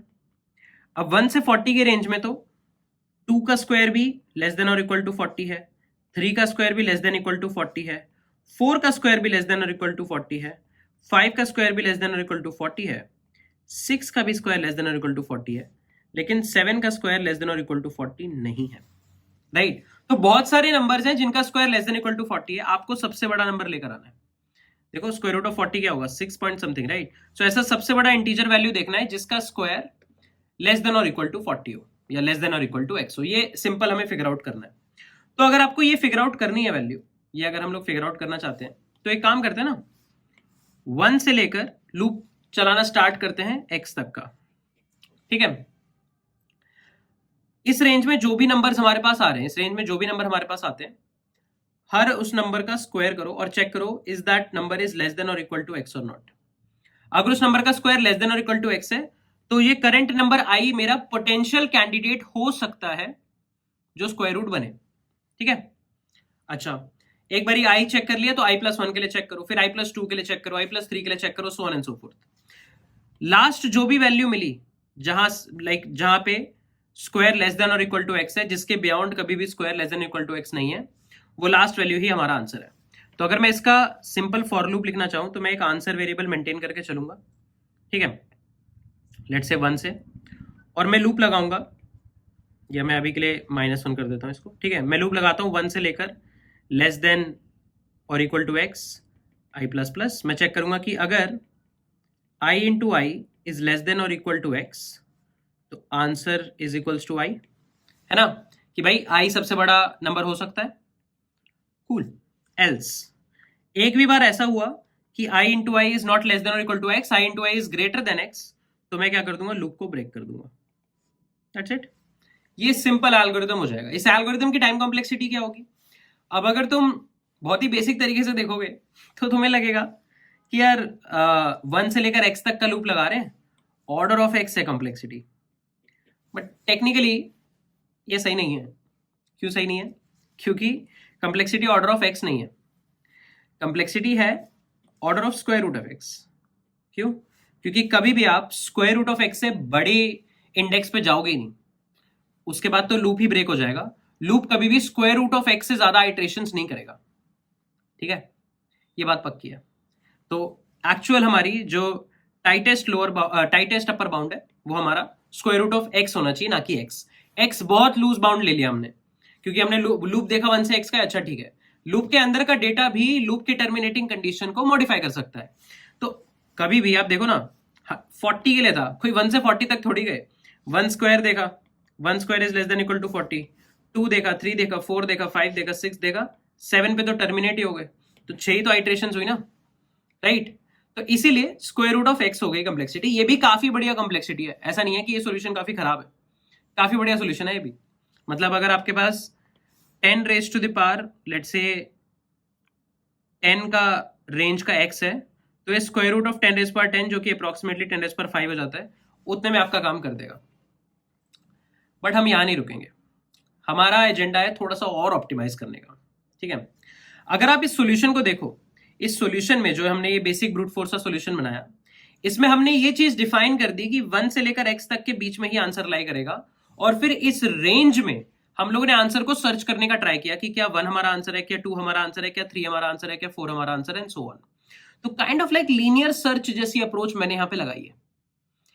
इस अप्रोच को सोचने से फायदा क्या हुआ कि मेरे को ना सर्च स्पेस के बाउंड्स मिल गए। अब देखो यहां पे कोई एरे नहीं है, यहां पे कोई एरे नहीं है, इंस्टेड मेरे आंसर की एक रेंज है, मेरे पास मेरे आंसर की एक रेंज है। इस आंसर की रेंज में ही ये जो आंसर की वैलिड रेंज है कि यार कम से कम आंसर 1 होगा, मैक्सिमम 40 होगा, इसी रेंज में मेरा वैलिड आंसर एग्जिस्ट करता है। और इस रेंज पे मैं अपना सर्चिंग एल्गोरिथम लगा सकता हूं। ठीक है, अब देखते हैं, चलो 1 से 40 की बात हो रही है। ठीक है, 1 से 40 की बात हुई, मेरे को बताया कि भाई स्क्वायर रूट ऑफ 40 ना इसी रेंज में लाई करेगा। तो अब ये जो रेंज है तुम देखोगे 1 से 40, इसके जो डेटा पॉइंटर्स है 1 2 3 4 5 6, ये सब असेंडिंग ऑर्डर में अरेंज्ड है। तुम कहोगे अच्छा असेंडिंग ऑर्डर में अरेंज्ड है तो क्या बाइनरी सर्च लगा सकते हैं? सिर्फ असेंडिंग ऑर्डर में अरेंज होने से बाइनरी सर्च नहीं लगाएंगे। जैसा कि मैंने आपको एक कंडीशन बताया था कि हम अपने सर्च स्पेस को 2 हिस्से में डिवाइड करेंगे, और अगर ये दोनों पार्टीशन, ये दोनों हिस्से एक दूसरे से किसी प्रॉपर्टी के बेसिस पे डिफरेंट है तो बाइनरी सर्च फिर भी लगाया जा सकता है। तो चलो मैंने मिड वैल्यू कैलकुलेट करी। ये मिड वैल्यू 1 से 40 के बीच में मिड वैल्यू होगी, अप्रोक्सीमेटली कुछ 20 हो गई, राइट, अप्रोक्सीमेटली कुछ 20 वैल्यू हो गई, है ना। मैं चेक करूंगा कि क्या मेरी मिड वैल्यू का स्क्वायर, क्या mid into mid less than और इक्वल टू 40 है, या मैं कहूं लेस देन और इक्वल टू x है। क्योंकि अगर mid into mid less than और इक्वल टू x है, जैसे कि यहां पे मान लो मिड की वैल्यू 40 के केस में आ जाती 3, सो 3 into 3 less than equal to 40, 3 answer हो भी सकता है, या 3 से बेटर आंसर भी हो सकता है। तो अगर लेस देन और इक्वल टू x है तो मैं कहूंगा कि आंसर शायद मिड हो, वरना मिड के राइट साइड, मतलब मिड से कोई बड़ी वैल्यू एक बेटर आंसर शायद दे दे, तो मैं कर दूंगा low is equals to mid plus 1। और ये क्यों कर रहा हूं? क्योंकि अगर मिड का square less than equal to x है तो मैं डेफिनेटली कह सकता हूं कि मिड से लेस देन जो भी एलिमेंट्स होंगे उसका स्क्वायर भी लेस देन एक्स होगा। बट मिड से जो बड़ी वैल्यूज हैं उसमें ये श्योरिटी से नहीं कह सकते। मिड से बड़ी वैल्यूज में कुछ वैल्यूज होंगी जो लेस देन, जिनका square less than equal to x है, कुछ वैल्यूज होंगी जिनका ग्रेटर देन एक्स है। फॉर एग्जाम्पल अगर मैं यहां पे देखूं, अगर मान लो मिड आ जाता 3 square is less than equal to 40। अब मैं ये जानता हूं कि 3 से कम जितनी भी वैल्यूज होंगी उनका स्क्वायर भी लेस देन इक्वल टू 40 होगा ही होगा, क्योंकि अगर 3 का square less than equal to 40 है और पीछे वाली वैल्यूज 3 से भी छोटी हैं तो उनका स्क्वायर भी डेफिनेटली लेस देन 40 होगा या लेस देन इक्वल टू 40 होगा। बट बड़ी वैल्यूज के लिए ये नहीं कह सकते। 3 से जो बड़ी वैल्यूज है उसमें देखो कुछ वैल्यूज हैं जो लेस देन इक्वल टू 40 हैं, बट कुछ वैल्यूज हैं जो नहीं है। तो यहां पे जो प्रॉपर्टी है जो हमारे 2 हाफ्स को डिवाइड कर रही है वो ये है कि एक हाफ में सारे numbers less than equal to 40 हो जाएंगे, एक हाफ में नहीं होंगे, इस कंडीशन के बेसिस पे। ठीक है। और अब यहां पे तो क्या मिला मुझे? 20 मिला। 20 इंटू 20 लेस देन थोड़ी है, ये तो ग्रेटर देन 40 है। एल्स, सीधा एल्स ही लिख देते हैं, एल्स। ठीक है। अब देखो यहां पे तो ग्रेटर देन 40 है, ये तो ग्रेटर देन 40 हो गया। अब अगर 20 का स्क्वायर इज ग्रेटर देन 40 और ये पूरी रेंज देखो असेंडिंग ऑर्डर में 1 से 40 है, अगर 20 का स्क्वायर 40 से बड़ा है तो 20 के राइट साइड में तो सारी वैल्यूज 20 से भी बड़ी हैं, उनका स्क्वायर तो डेफिनेटली 40 से बड़ा होगा। अगर 20 40 से बड़ा है स्क्वायर के टर्म्स में तो 20 से बड़ी वैल्यूज का स्क्वायर भी 40 से बड़ा होगा। यहां पे मुझे कभी मेरा स्क्वायर रूट नहीं मिलने वाला, तो इसलिए मैं रिड्यूस कहां कर जाऊंगा? Left side. और 20 आंसर भी नहीं है क्योंकि ये डायरेक्टली बड़ा ही था, तो मैं सीधा कर दूंगा high is equals to mid minus 1। चलो यहां पे आ गए, तो अब हाई आ गया हमारा इधर, ये वैल्यू है 19। ठीक है। दोबारा मिड निकालते हैं। 19 प्लस 1/2 10, 10 आ गया। चलो देखते हैं क्या 10 इंटू 10 लेस देन और इक्वल टू 40 है? नहीं, 10 इंटू 10 भी लेस देन इक्वल टू 40 नहीं है। चलो अब हाई यहाँ आ जाएगा, हाई आ गया 9 पे। दोबारा मिड निकालते हैं। 9 प्लस 1/2 5। क्या 5 इंटू 5 लेस देन और इक्वल टू 40 है? जी हाँ, 5 into 5 less than equal to 40, 25 less than equal to 40 है। तो देखो आंसर में मैं स्टोर कर दूंगा 5 कि यार मेरे स्क्वायर रूट का इंटीजर पार्ट ना 5 से कुछ बड़ा ही होगा, 5 से छोटा तो नहीं होगा। ठीक है। क्यों? क्योंकि अगर 5 का square less than equal to 40 है तो 5 से कम वालों का भी definitely less than equal to 40 होगा। मुझे तो सबसे बड़ी वैल्यू चाहिए जो लेस देन इक्वल टू 40 हो। इस केस में मैं क्या कर दूंगा? Low is equals to mid plus 1। Low को हम यहां ले आएंगे, ये आ गया 6। ठीक है। तो यहां पे मैं थोड़ा सा साफ ड्रॉ कर देता हूं। लो पॉइंट कर रहा है 6 को, हाई पॉइंट करता है 9 को। 9 प्लस 6 15, 15/2 7, ये आ गया हमारा मिड। क्या 7 इंटू 7 लेस देन और इक्वल टू 40 है? नहीं, 7 स्क्वायर 49 हो गया, 49 40 से छोटा नहीं है, तो high is equals to mid minus 1। तो हाई भी आ गया 6 पे, लो भी 6 पे पॉइंट कर रहा है, हाई भी 6 पे पॉइंट कर रहा है, मिड भी 6 होगा। 6 इंटू 6 इज लेस देन और equal to 40, definitely 36 is less than equal to 40। तो आंसर अपडेट कर देंगे कि यार मुझे 5 से ना एक बेटर आंसर मिल गया है, और low is equals to mid plus 1। Low आ जाएगा 7 पे, और अब यहां पे लो और हाई एक दूसरे को क्रॉस कर चुके हैं। That's it. तो यहां पे तो हमने बाइनरी सर्च लगा लिया। अब सर्च स्पेस का साइज क्या है? एक्स साइज का ही सर्च स्पेस है, और बाइनरी सर्च तो log x में चल जाता है, तो इस सॉल्यूशन की कॉम्प्लेक्सिटी तो ऑर्डर ऑफ log x हो गई है।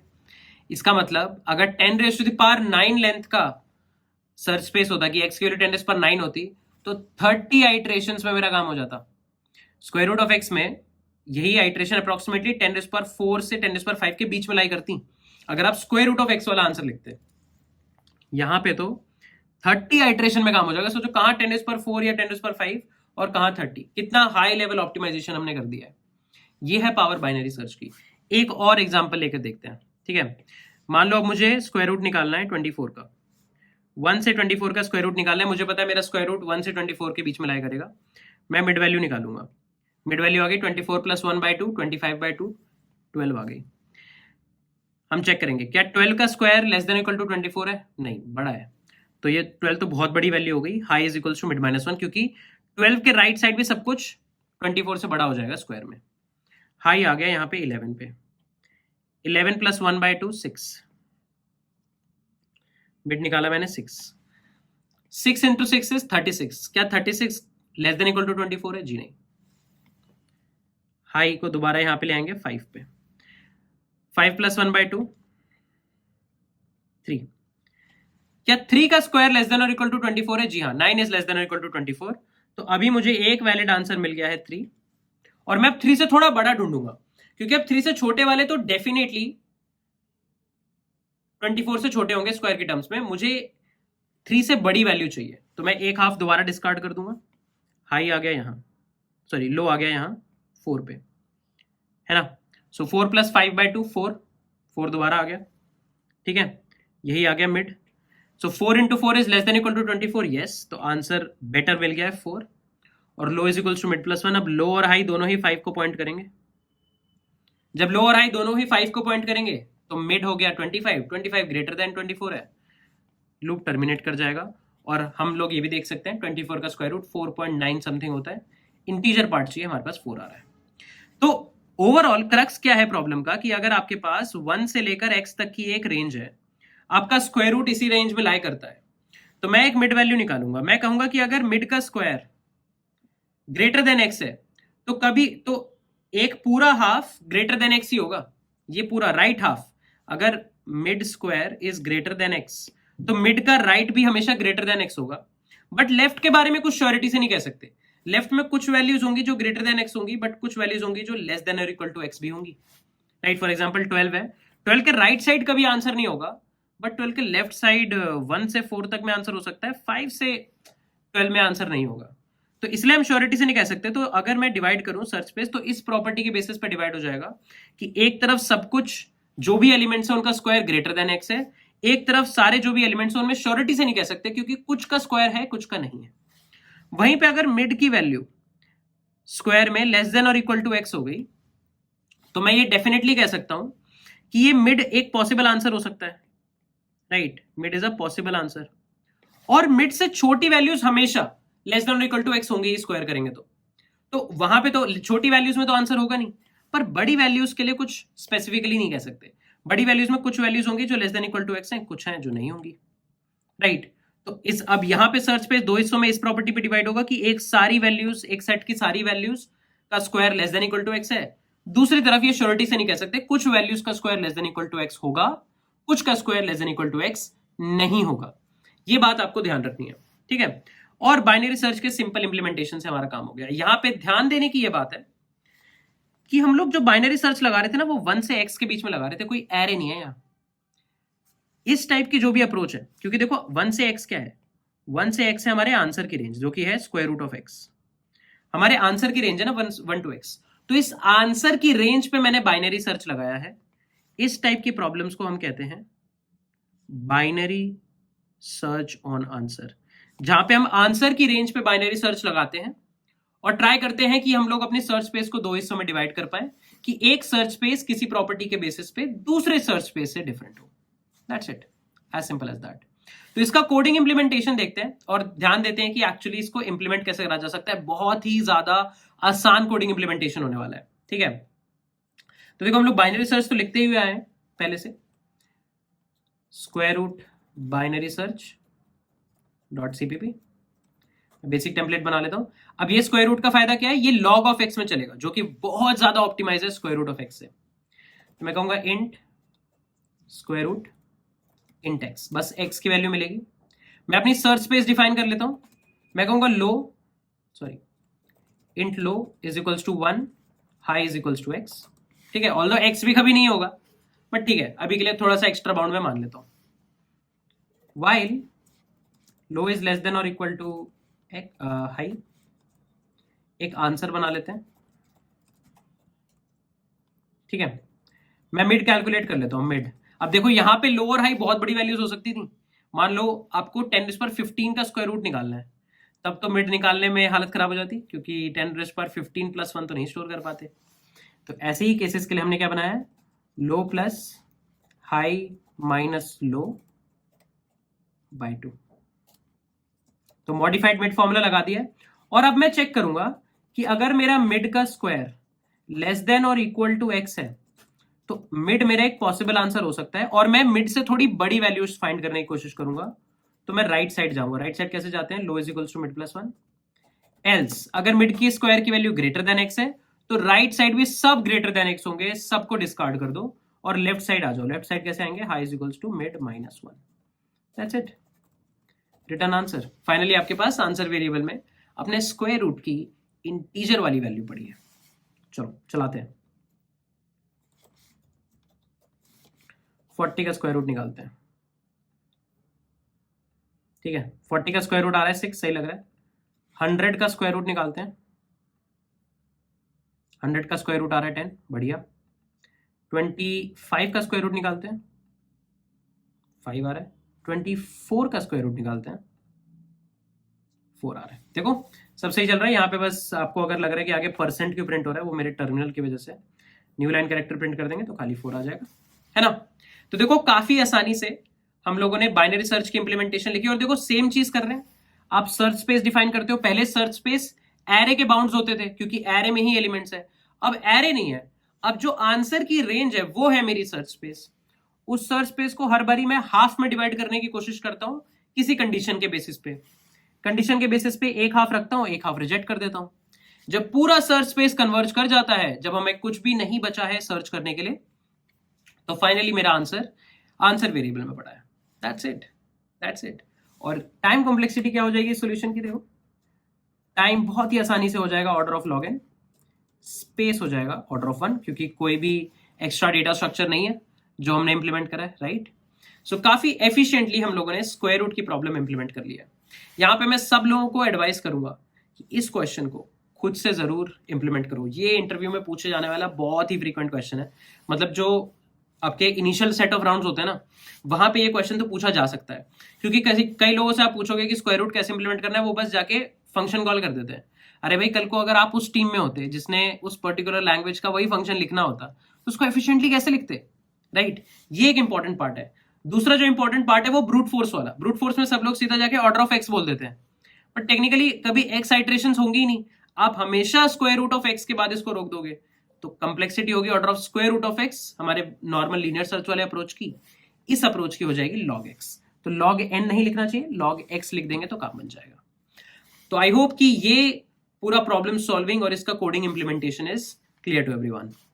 सो गाइस, फाइनली इस लेक्चर में हमने काफी कुछ नया सीखा। हमने देखा कि सर्चिंग का प्रॉब्लम क्या होता है, किस तरह की एप्लीकेशंस में आपने खुद भी सर्चिंग की प्रॉब्लम देखी है। लीनियर सर्च देखा, उसका time complexity analysis. Binary search काफी ज्यादा एफिशिएंट एल्गोरिथम देखा और उसका टाइम और स्पेस एनालिसिस करा। साथ ही साथ 2 प्रॉब्लम सॉल्व करी जिससे हमें ये पता लगा कि मतलब बाइनरी सर्च सिर्फ एलिमेंट सर्च करने के लिए नहीं है, ये एक तरह की टेक्निक है जहां पे अगर आपको एक बहुत ही बड़े सर्च स्पेस में कोई एलिमेंट फाइंड करना है और आप किसी प्रॉपर्टी की बेसिस पे सर्च स्पेस डिवाइड कर सकते हो, तो आप कैसे बाइनरी सर्च से एफिशिएंटली लॉगरिथमिक आई वुड से रेट ऑफ ग्रोथ के साथ सर्चिंग कर सकते हो, राइट। आगे आने वाले लेक्चर में हम लोग बाइनरी सर्च के ऊपर थोड़ी और प्रॉब्लम सॉल्व करेंगे, थोड़ा सा और कंसेप्ट को क्लियर करने की कोशिश करेंगे ताकि दिमाग में ये चीज बैठ जाए कि बाइनरी सर्च कैसे अप्लाई किया जाता है, राइट। सो आई होप कि आज का लेक्चर सब लोगों को पसंद आया होगा। इफ यस तो प्लीज लाइक दबाना मत भूलना। कमेंट्स में अपने डाउट्स लिखो कि आप लोगों को क्या चीजें समझ में आई, क्या नहीं समझ में आई, कौन सा पार्ट आपको बढ़िया लगा, राइट। हम लोग बाइनरी सर्च के ऊपर ज्यादा से ज्यादा प्रॉब्लम सॉल्व करने की कोशिश करेंगे ताकि एक कंसेप्चुअल क्लैरिटी आ जाए आपके पास कि क्या है बाइनरी सर्च और कहां लगाना चाहिए binary search, right. So I hope the lecture was fruitful for you. That being said, इस लेक्चर को यहीं पर रैप अप करते हैं। हम लोग मिलेंगे नेक्स्ट सेट ऑफ लेक्चर्स में। Till then take care guys, bye bye. I am Sanket Singh signing off.